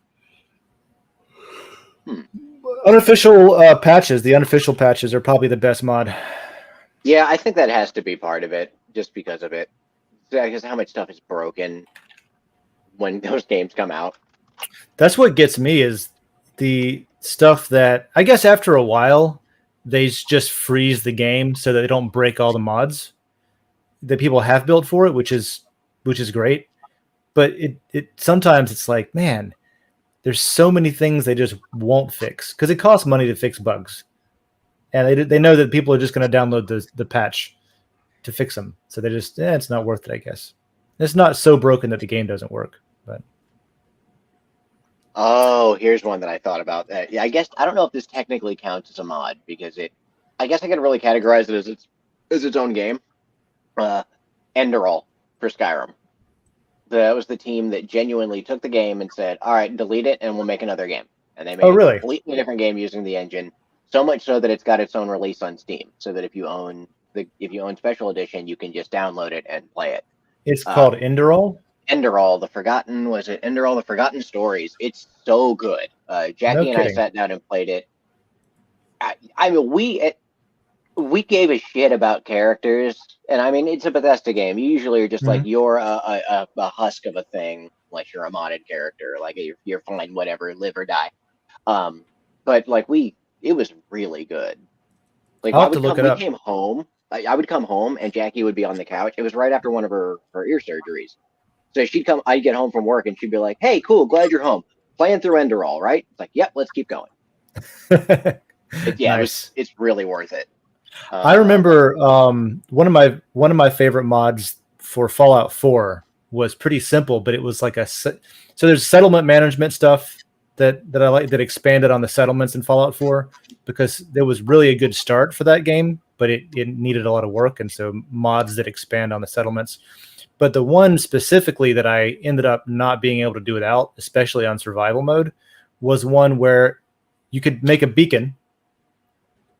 And whenever you're out in the field, like let's say you have settlements, a network of settlements that you own and manage and stuff, instead of having to lug stuff back to a settlement, like loot that you find that's heavy and you can't carry so much, you could put it in a box and then put a beacon in the box, which basically told your people at the settlement to come get this for me.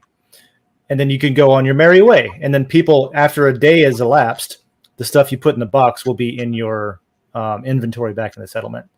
So it was, Oh, so it's like somebody came and picked it up, and yeah, exactly. oh, So that's like, really useful. yeah, so it didn't really break anything. It didn't cheat so much. It was just like, look, you've got 7 settlements who all look at you as their leader. You can tell them to go get your shit. So I thought that was pretty good. If you wanted to stay like role playing and not cheat, but have something that added to survival mode, because it That's reduced my your like favorite part of carrying that weight and stuff stuff. is where you try to find something that's like gives you an easier time with something, but it doesn't. You don't want it to just be like a cheatsy thing. Be like, all right, have there be a little penalty or something. Like whenever I play through Fallout 4, I'll usually use. There's a mod called I don't remember what it is, but it's the Lone Wanderer motorcycle, right? So it's like a fast travel mod. I don't like to fast travel, but you go there and you use the like you use some gas and it costs you money, and then boom, you get to travel. So it's kind of useful. We don't have to play, by the way, Dave. We don't have to play. I just keep making these like 1-letter words. Yeah. Hey, like, you said I should get a triple word score thing, so I did. All right. yeah, but like, You can no longer say I'm not taking it seriously. I can easily say that. Just because you did something once does not mean that now you're absolved of all other wrongdoings. Hey man, I'm not that far behind you. I got 1310 and you got 1576. Fact. You got 44 points, is that right? Oh wait, 44 to 214. Oh, that's not the right score. I was looking at this up here. I was gonna say that's not how that score works, my friend. Like you I think that's our rating. Oh, okay. All right. Yeah. It's even got a question mark after it, like what? Well, no, I just obviously haven't been thinking about it or caring, I guess. Something to do. Lose on Scrabble. That was my goal. So, I mean, I think I'm winning at that.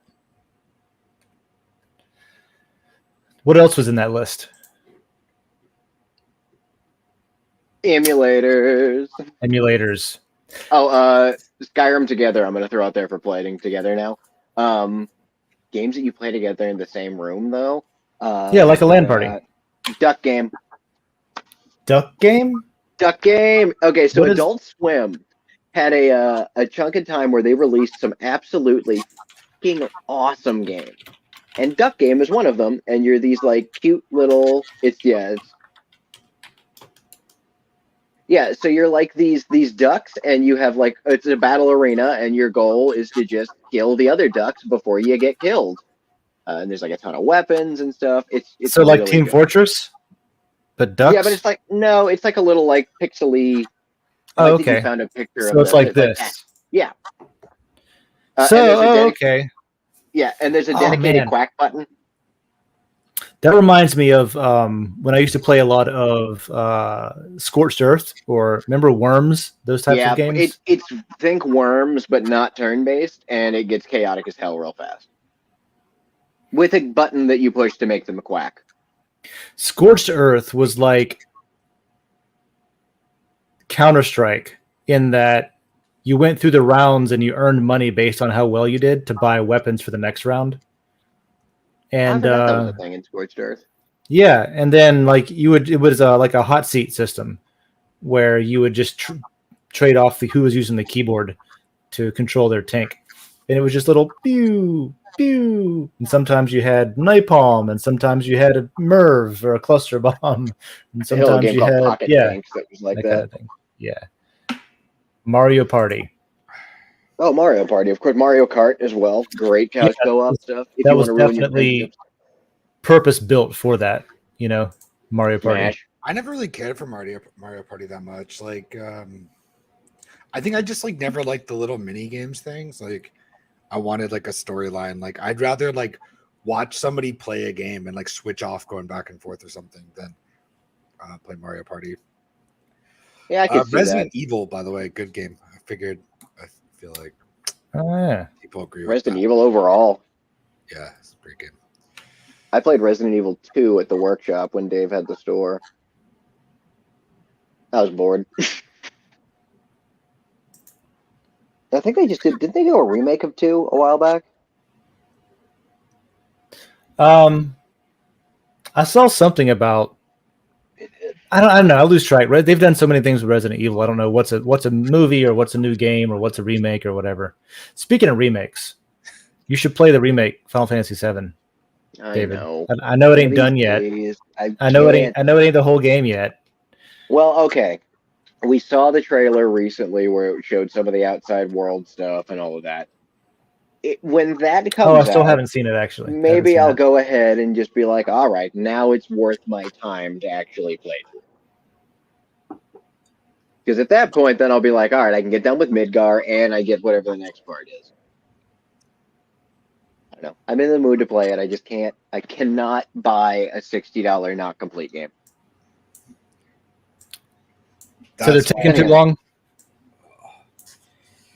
Also, it's not a $60 not complete game. It's three $60 not complete games. Yeah, it's three $60 not complete games. That's the thing. I was gonna say it was $60 one time before, and that was all the way back in 1999.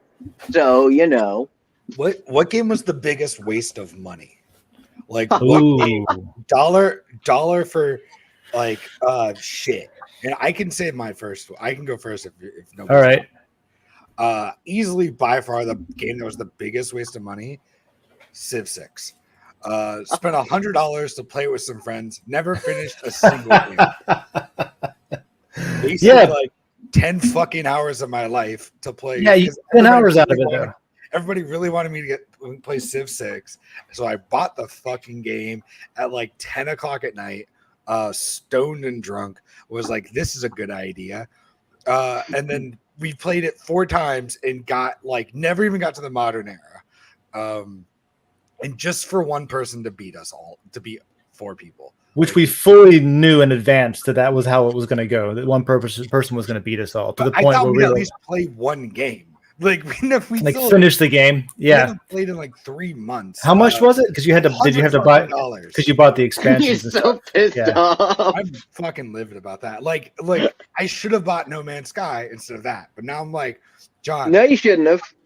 I'm like slowly punishing myself for buying that shit because I'm like, John, you should get No Man's Sky. No, John, you made a dumb fucking purchase. You made a bad purchase.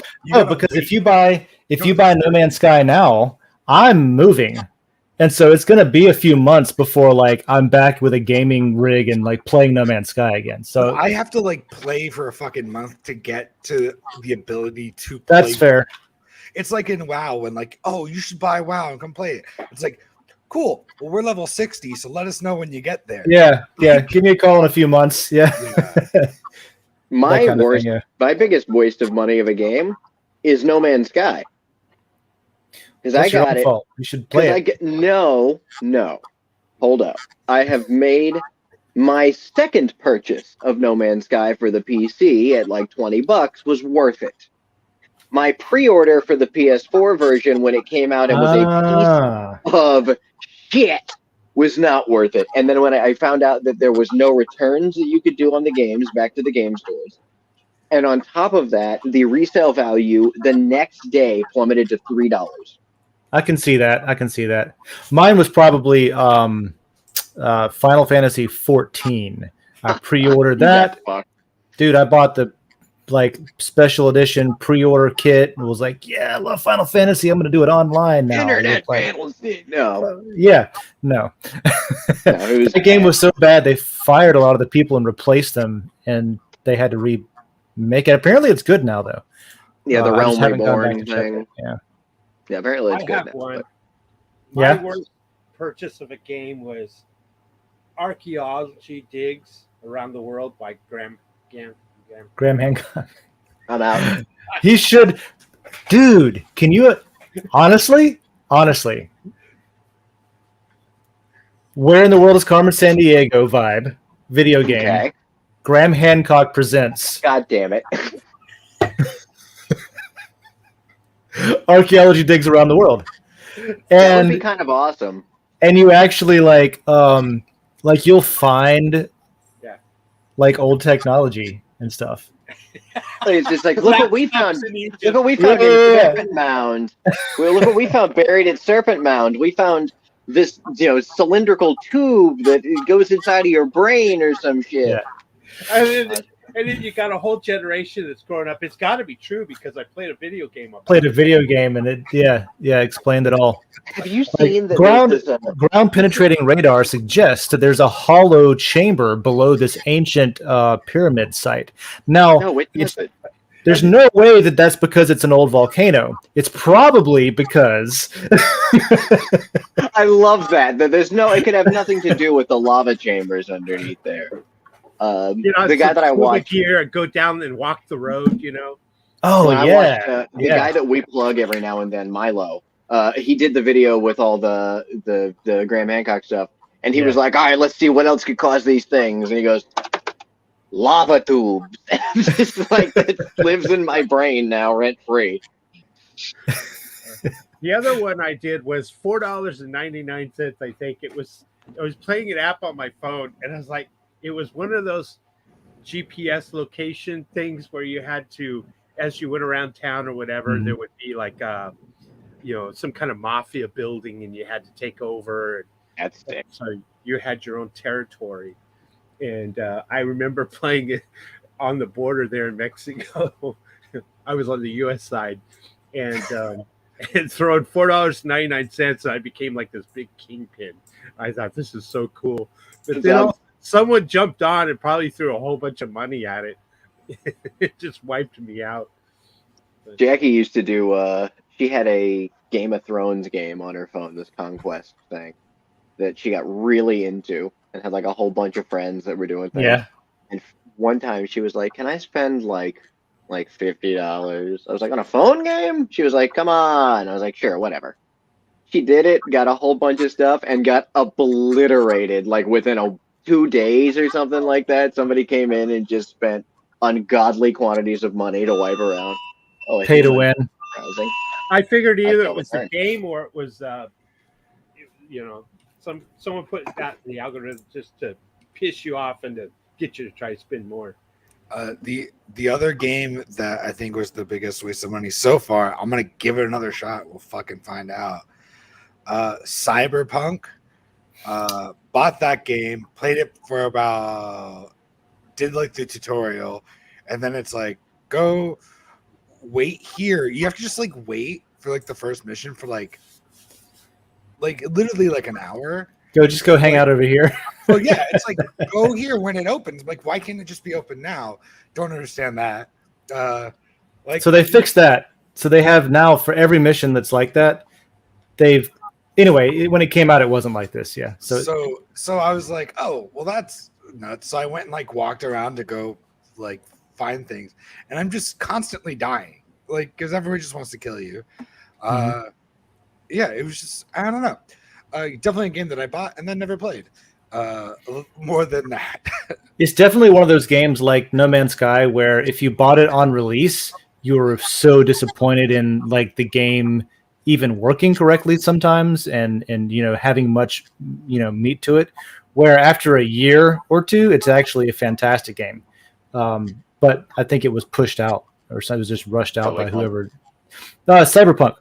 That's one of my favorite ones lately. I've played every side quest. I've got like a nearly 100% run. I don't have all the cars or anything, but I don't care. I went to after you were telling me that Cyberpunk was worth it. Now was going to play through it. Looked up a mod list and stuff just for some extra fixes and visuals and shit. And then I went to Steam and realized that I did not own Cyberpunk. Yeah, the mods won't work without it. Damn. Yeah, I probably should buy the game one of these days. And I was like, all right, bugs fast. Go find out if it's on the most expensive game. Sites. Well, I don't think it was a waste of money, but it was definitely a waste of money. The most expensive game I bought was Final Fantasy VII Remake Part 1 because I bought a PS4 to play it. I didn't have it. God. I needed to. I wanted to play the game, and I wanted to play it on a console like I used to when I was a kid. So I was like, I'm going to buy a PlayStation, and I'm going to buy Final Fantasy. And then, so the problem with that is that the second part of it is coming out on PS5. So if I want to carry over my progression that I've like spent so many hours building up my characters and stuff on PS4, I've got to now buy a PS5 and then migrate the game over to that. So like I'm in for $1,000 at this point. Oh my god! I did the same thing with Breath of the Wild. I wanted to play Zelda really bad when it came out, and I had I wasn't doing the best in terms of financials at the time, so I had a credit card that was about to hit me for all the interest and charge me like $600 anyways. So I Yeah, was like, I'm gonna go buy a Switch. screw So it. I went and I was just screw it. I'm kidding. This is my $500. So I bought a Switch and Zelda, and I think I paid like $480 at the end of the day because I got a second dock, and it was $65 for this little second dock, which is a piece of plastic with a USB-C cable on it. I got a dock. That's the only way I've ever played my Switch is the dock on my big TV and a Pro controller. Honestly, the handheld aspect of the Switch is awesome. Like, it's one of my favorite parts of it. The games run better because they're in a lower resolution, and overall they just look good. But I recently I used it played for Mario that Kart on the Switch on the with the dock, and then the little like half of the controller becomes the full controller. That was a really good move that they like. I think Nintendo nailed the Switch from every angle. Yeah. But I had so much fun playing Mario Kart with split screen multiplayer with 4 players, even using the little nothing controller. It was great. It was I really spent good. like $4 John, on you made Wish. a good question. Honestly, and for us to all answer, what was the worst money we spent? And I started thinking, well, okay, let's fast forward that same question and apply it to a brain chip. Oh man! Oh, I brain got chip? the brain chip version Yeah. 1. That's the worst money Damn I you, spent. man! You screwed my brain up with that. Oh yeah, you start God buying damn tech it. and it's like permanently part. Yeah, Oh, that's a thought. My brain's Yeah, been early- busy ever since. yeah, like the whole progression that we have to go through before we reach the Cyberpunk 2077 game era, where like everything sucks. It's like the first version of it where it's like, oh, it's so buggy. My brain chip. I got the Bethesda brain chip version 1, and now I walk funny. Every now and then you just accidentally punch the shit out of somebody. It's just part of it. It's like, Sorry, I don't kinda- have the I don't have like, the sorry, latest I got the wrong patch. chip. Oh, there you go. And then you have the what is it? What's the money that the government just free gives you? What do they call it? Universal basic income. Oh yeah. So it's all based on your gameplay. Oh yeah. You got to earn the game currency to get the UBI. You're just like stuck in poverty. I Got to think the most upgrade my money gear. What's the most money I ever spent on a game in general? I think I at this point do not. I refuse to buy. Like if it's not if it's more than the initial $60 price tag, I'm not going to buy it. I just the most money I've ever spent on the game was WoW because you were paying fucking monthly $20 a month, which is just insane to me. I spent $75 because there was a beta access for Elite Dangerous back when it was still in beta. So I spent $75 on the initial release of Elite, and then I bought one of the expansions. So I've probably spent like $200 or $300 on Elite. God, I've bought Skyrim several times. I've bought Skyrim 0 times. Still I bought to this it day. on Steam. I bought it for Xbox 360. I have it for Xbox One. That might be it. 3 times. That's my thing. Like I got lucky. Well, when Skyrim first came out, I was a child with no money, so I sailed the high seas for that one. And then my buddy Eric actually bought me the really cool like anthology set of all the Elder Scrolls games, which is still relevant almost 10 years later, which is sad. Bought me that set just because he was being nice, and that I loaded, and it loaded on Steam. And then because I owned that, I got Special Edition for free, and because I owned Special Edition, I got Anniversary Edition for free. Yeah, same and here. Then my buddy Shay, he was just like, "Hey, I have the Humble Bundle right now, and I've got an extra copy of Skyrim VR. Do you want it?" I was like, "Sure." Oh, so you have that still too. To this day, $0 on Skyrim. Interesting. Yeah, I got all the Game I've free got ones thousands of because of the hours Steam in. thing too. Yeah, the Special Edition and Anniversary. I was pretty happy about that, not having to pay for Anniversary Edition. Mm-hmm. Yeah, it's $20 for some mods that you could download. Actually, for free. no. That is the one thing I did pay for. I had to upgrade myself to the Anniversary Edition. So I did pay technically $20. The only thing for Skyrim I've ever bought is paid mods. God damn it. I bought vowed against Oblivion that. twice. Yeah, I remember.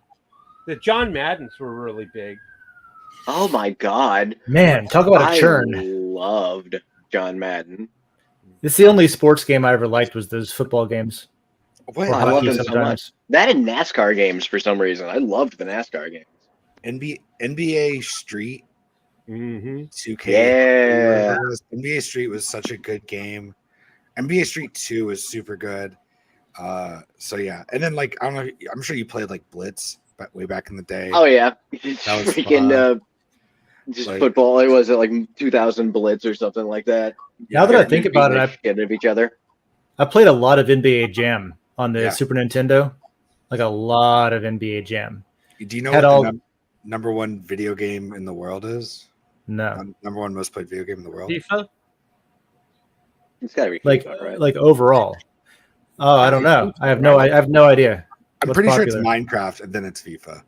I was gonna say, I think it's oh well, Minecraft. Minecraft. That makes sense. Huh. Yeah. Minecraft is a religion at this point. Yeah. I've literally never played it or seen anybody else play it. It's besides, wild to me how popular How it is. the fuck have you managed to go this far avoiding just Minecraft gameplay?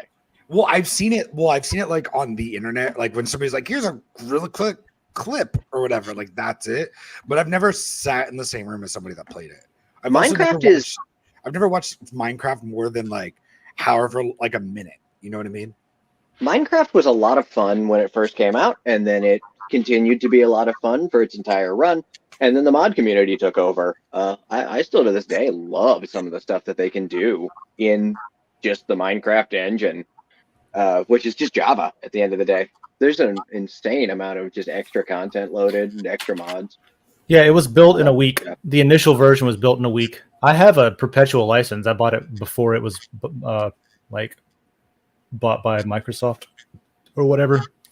And it was great for what it was. I got burned out on it. It was a sandbox game where it's like, I don't know, like lately there's one called Valheim, which I think is really good, but it's like Minecraft except it's a Viking survival build anything anywhere game.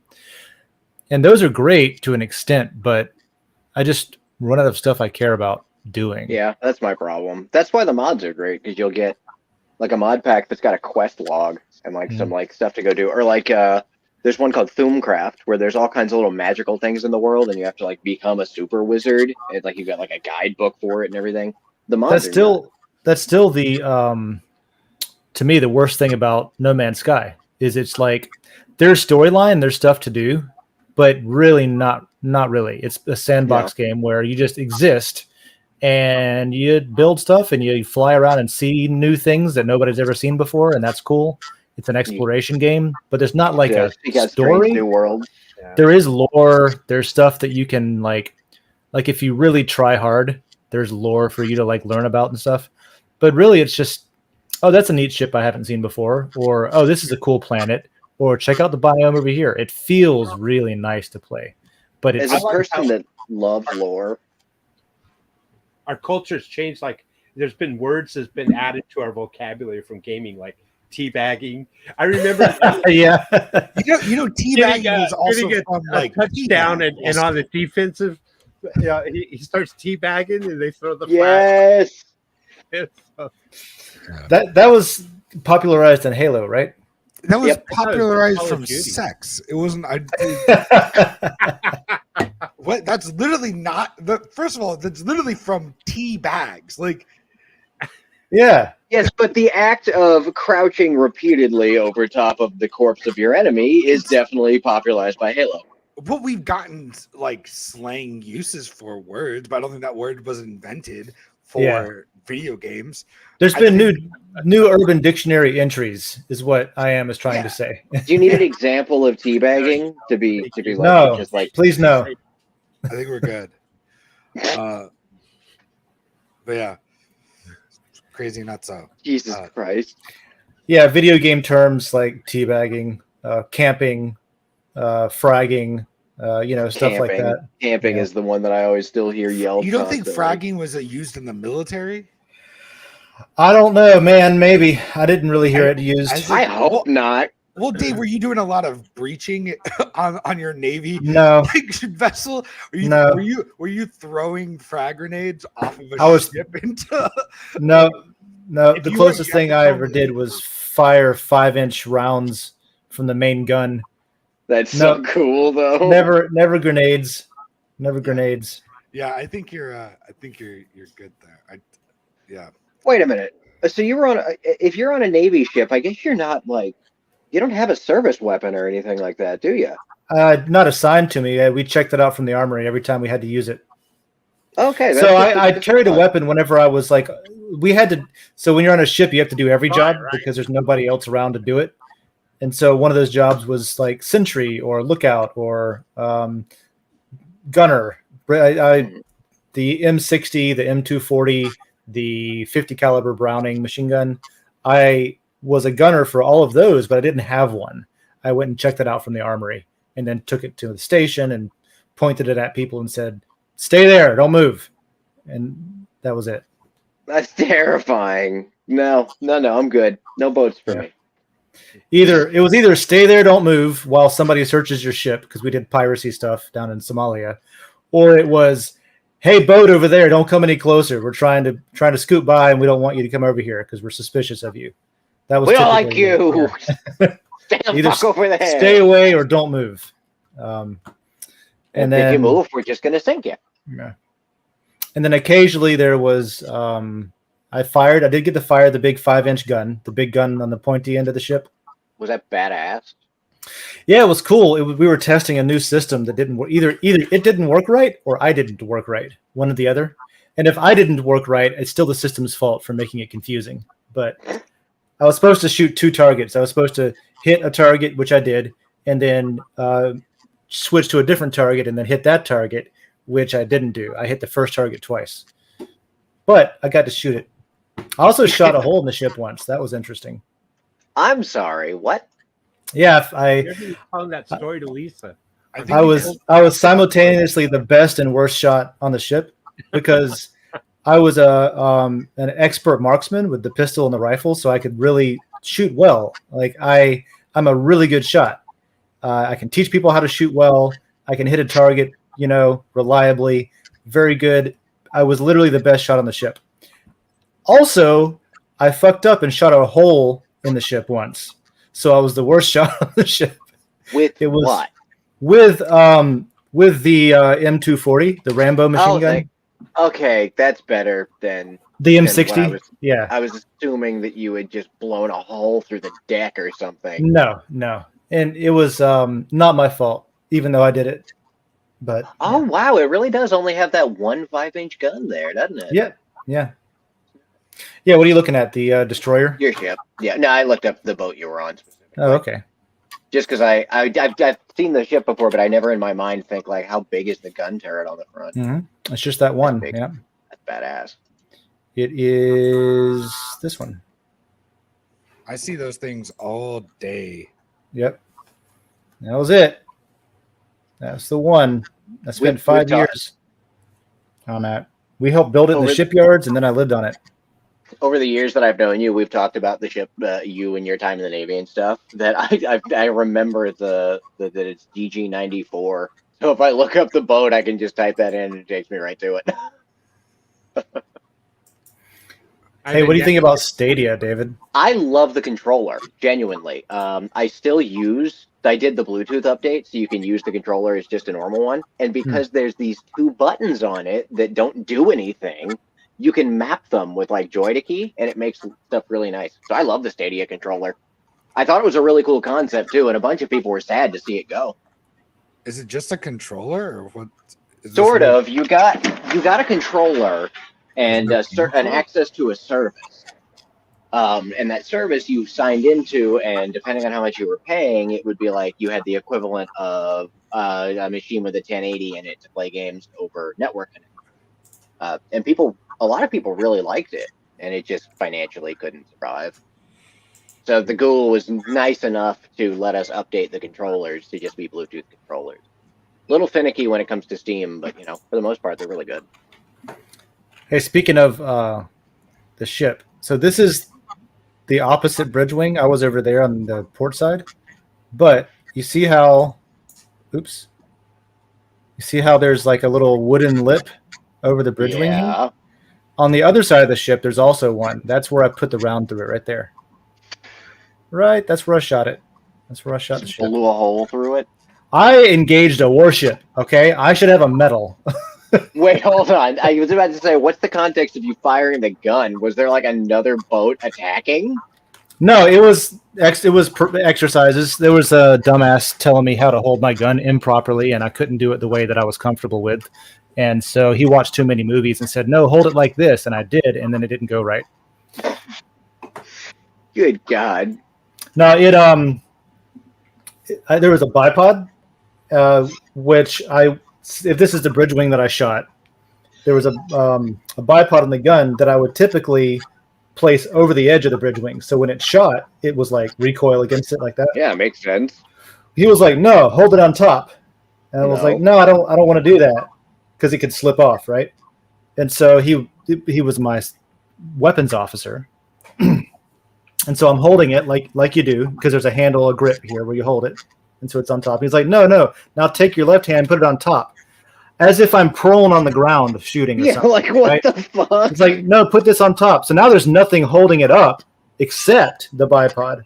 So that's what happened. I shot, it slipped back, it went down, it fired, round went through, that kind of thing. So that's what happened there. Right. Gotcha. And I was upset with him, but I couldn't say anything. And I just looked at the captain, and he looked at me. And then we covered it up and pretended like it never happened. There was never a sit rep. There was never any report. Well, it's Nothing to see here. It's a good thing that the weapons officer didn't get in trouble for not knowing how to use a gun. Yeah, sometimes covering shit up isn't good for things. You want accountability in any form of, governmental anything? Are you insane?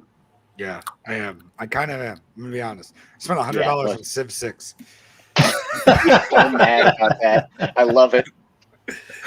Oh man. So next question. Uh-huh. Gaming is certainly a good release, a good entertainment.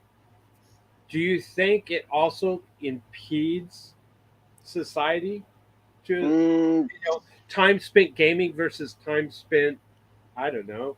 That's like, do you think art gets in the way of math? Like, you know what I mean? Like, does art get in the way of society? Where it is a recreational art. Math is art. But like, you know what I mean? Like, does art get in the way of society going forward? Like, if you're not like proposing a question. It's a good philosophical question. Yeah, if you're not in the fucking STEM field, like, what are you doing with your life? It's kind of how that felt. Like, it feels like, sure, it gets in the way, but also like gaming also gives us a lot of like, if we didn't go to the moon, we wouldn't have all these other technologies, right? If we didn't develop all this other stuff, we wouldn't have other things. So like gaming helps people with like PTSD. It's like with the VR shit, it's gonna help people like coming back from whatever. It's gonna help people with phobias and all that other kind of stuff. It's gonna help us like like if we didn't have gaming, we wouldn't have drones. Right? Or game consoles to drive your submarine with, or any of that. Oh my god! Right? But like Graham Hancock, by the way, says we didn't go to the moon; that the Earth is flat. Say it. Look, the Earth's not flat; it's hollow. Get it right. Now, I think my opinion is that it probably does get in the way of like doing productive work and stuff, but no more than like watching TV all day or movies all the time and stuff like that. We'd find something else to moderation in all distract us. things, right? There's definitely it presents an opportunity to spend a lot of time on things that aren't ultimately going to be fruitful for society. Yeah. But the opportunity to do that is everywhere, depending on what you're into. Yeah. No, I totally agree. Yeah, so I think like you kind of have to have a little bit of everything so we can all check ourselves. And if we're not doing that, then then we're gonna just end up being a bunch of Vulcans or some shit, and we don't want that either. Things like building fences, yeah. Long and I agree. I agree. And we all need a release. Everyone finds entertainment. Mm-hmm. Yeah, I mean, if we weren't playing games, I mean, for all we know, Dave and I could be loaded on meth. I mean, You were Yeah, in Fort White. perfect. Oh no. Real talk. Real Yeah. talk for life. In case you don't watch World Blockchain Roundtable, the stupid videos I play throughout it. Good stuff. Oh, I've seen at least one of your World Blockchain roundtables, and they are substantially more entertaining. With your crazy shit going on in the Living background. I'm I like trying, those. man. I'm trying. I like those. You do really good. I Hey, feel like we're still not getting like. I feel like the numbers really haven't gone up as much as I wish they did, It's a tiny platform. and I don't know how to make it better. And I'm yeah, Den is niche. It kind of is like if you visit any other like internet forum like linuxquestions.org that's been around for years and years and years. I would love to be on their level kind of thing. I'm not shooting for Facebook. I'm shooting No, not at for all. really useful forum kind of thing. Yeah, that's But kind that's of what I hard. get from it. That's hard because we've really been selling it as like a blockchain thing, as a Web3 thing, and like we're not really getting the average person who just wants a forum because we haven't, even though it is that, we haven't really leaned into it as that as much as we maybe should have, because honestly, it's designed to appear and have an interface that's mimics that. So maybe we should have leaned into that a little bit more. Maybe we still should. So I Yeah, think honestly, I think you that's a need good what idea. Greg says. You need 20 grand a month for 6 months to that too. do it. If we had a budget where we could really, like, it's not a matter of not knowing what to do, it's a matter of resources at the end of the day, right? Like there's a direct path to what we need to do and how we need to do it. It's resources. If we had the resources, we could do it right now, but since we don't at the moment, we are I don't know, we're kind of stuck until some things finish playing out, like the SEC case, which, according to the Ripple case, might go our way better than we imagined. It's just not going to happen super also- And soon. then the judge for the Coinbase thing really slammed the SEC here recently too. A couple of days. Yeah, ago. that's really it's really Because hopeful. It kind of ties into the cannabis, Yeah. folks. So that was promising. It's really hopeful because one of the problems we've had on Den has been that like we just aren't allowed to do stuff at the moment. But now it's starting to look like, oh yeah, you are actually. Not only have we not been sure what we're allowed to do, but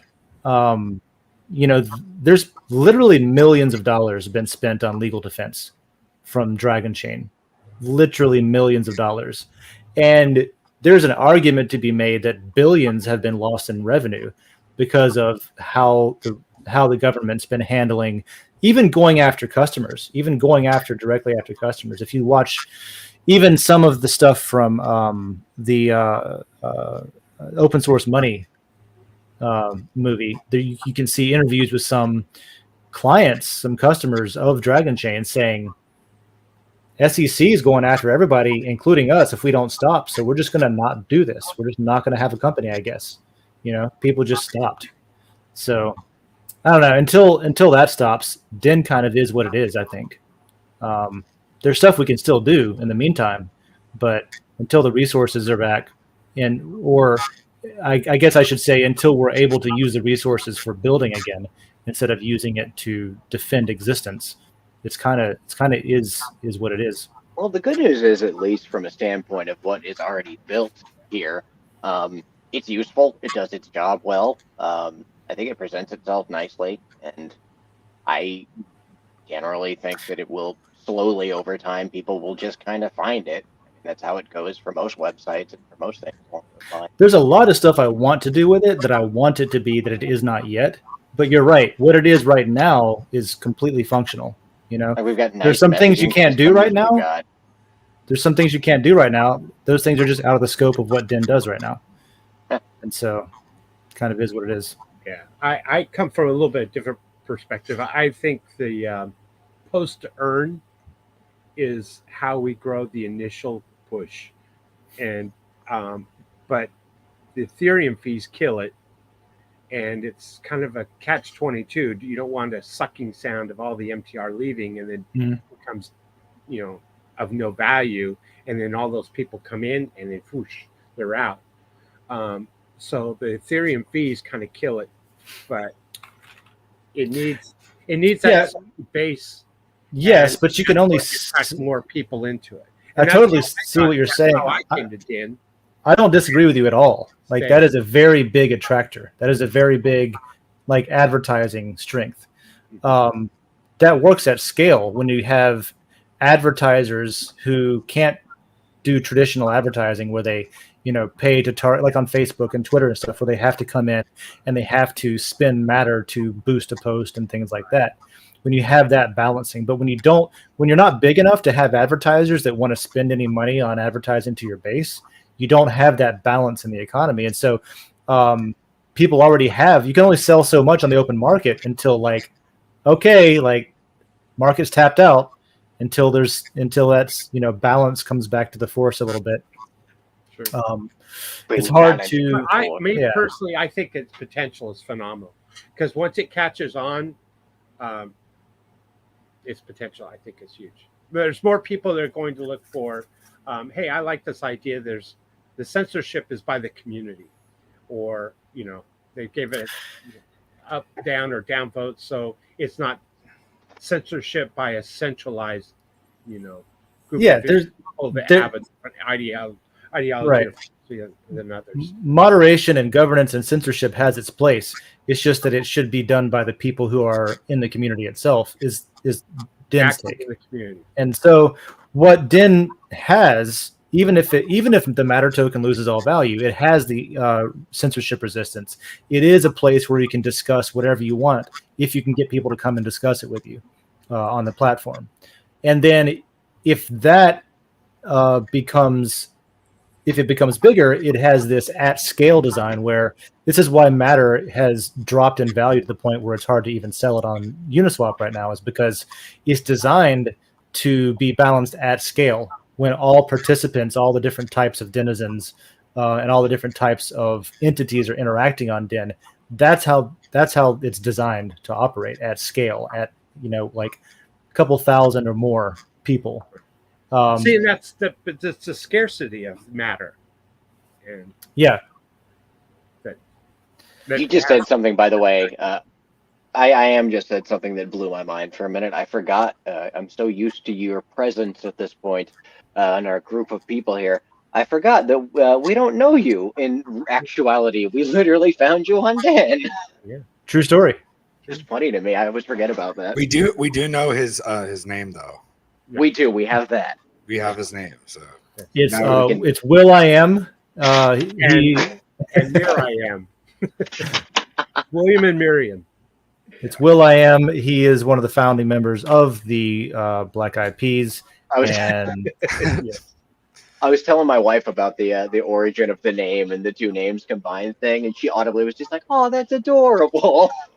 Yes. So well played. Yeah. Thank you. Hey guys, I don't know what you're doing, but I've got a big hole in my wall that I got to patch. As part of stuff that I got to do. 2 hours. David's the AC hole at some point. No, I had to replace my entire circuit breaker box panel thing because I had Federal Pacific breakers and they burn houses down. As the electrician told me who was replacing it, he said, "Oh, you can weld with these things and they won't trip." I'm surprised you were able to buy the house. Honestly, I'm surprised. That's what I was told. That's what I was told. Apparently, they should not have been allowed to close on the house with those panels in there. So the homeowner inspector must have just omitted it because there's two panels. He must have just said, "Oh yeah, this one panel is the panel," and it's because it's Square D, it's more modernized. But the actual main inside panel is it's Federal Pacific, and they were problematic. So anyway. They're gone, and the new ones are in, but there's a big hole in the wall where it used to be. There you go. Well, have fun. Good luck. Yeah, have fun doing that. Or burn your house down. Yeah, I'm glad the house didn't burn down. Yeah, I need to sell it. I don't need to burn it down. It's the opposite of what needs to happen. So Maybe I can sell it before hurricane season because that's looking like it might be bad if if El Nino isn't as strong as they thought it was going to be, and we don't have the wind shear over the Caribbean and south of Florida, we might get really bad hurricanes this year. So maybe I should hurry up and sell it. Honestly, you're moving to North Carolina, man. North Carolina's been hit by worse hurricanes in the past few years. Well, yeah. I mean, I'm up in Raleigh. I'm like 2-3 hours away from the coast at least. Yeah, you're hurricanes mean nothing. Like North Carolina's getting pummeled. Yeah, I'm not like on the Outer Banks. I'm not like on a barrier island where your house is going to get washed away. I'm born here. I grew up here. Hurricanes don't mean a damn thing. Yeah, well, we're also in Gainesville, so we have some protection. Yeah. That's why we're so pretentious about it, because we're in the only places that we're one of the few places that we're Hurricanes ain't shit. It's like, dude, you live in the place where people come to Gainesville to get away from the hurricane. That's what buy up all the hotel rooms. Jacksonville too, though. What was it? It was like Jacksonville, St. Augustine that hasn't been hit by a hurricane in like ever, and then it got fucking demolished. It got wrecked. Yeah. St. Augustine's gotten demolished so many times, not just by hurricanes. Well, by hurricanes, the one bad time, but actually it burned down like 3 times. Speaking of, hey, what is the archaeologist guy's name again? Milo is his YouTube. name. Milo. Mini Minute Man. He thinks that the Florida Peninsula is the Panhandle. I should send him a letter. Okay. You should. If people haven't already ruined him for that, you should definitely do so. He'll think it's hilarious. I don't know if anybody picked up on it. He said it one time in one video, and I was just like, he thinks the peninsula is the John has been asking me to watch the last part of his Graham Hancock series. I really should do that. The Graham Hancock series is great. I enjoyed it. I really did. I thought it was interesting. Yeah. All right. Yeah. Let's get out of here. Let's all go watch. I have the full. One of the things I'm taking to you, David, is the Ancient Aliens DVD set. I have every season on DVD. You're getting that. That's my donation. Great. I'm going to put it. I can't wait to find a place to put it. I'm going to put it on display somewhere. Yeah. Just so people can be like, do you like Ancient Aliens? I can be like, fucking no. I got a back. That are pointing towards it and flashing. Yeah. Yeah. It's like a big arrow that just says pseudoscience. Yeah. I'll give you that. And I've got the Mysteries of Machu Picchu book. And yeah. And also a tube amplifier. You'll love that. So cool. Why don't you go ahead and load all that stuff up and bring it on by? It's loaded. Not right now. I got to replace the hole in my wall. But yeah, we'll get there. Oh my God. I'm going to come to your house at some point. Let me know on Saturday, because genuinely would totally love to go see some films. Okay. I'll see if we're going to do that or not. Thanks for hanging out talking about video games. That was great. That was good. Good old morning time. Nice calm day. Until next week, here's a song by Y'all Weird called Enter the Dragon. Because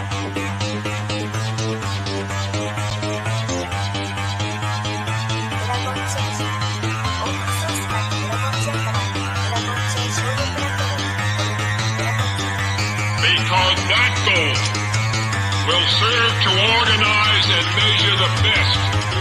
Adaptable, all capital, label radical yet rational. Adaptable approach is palpable if this animal is fallible. But that conclusion is laughable, so with for all detachable from the mandible, you see it now?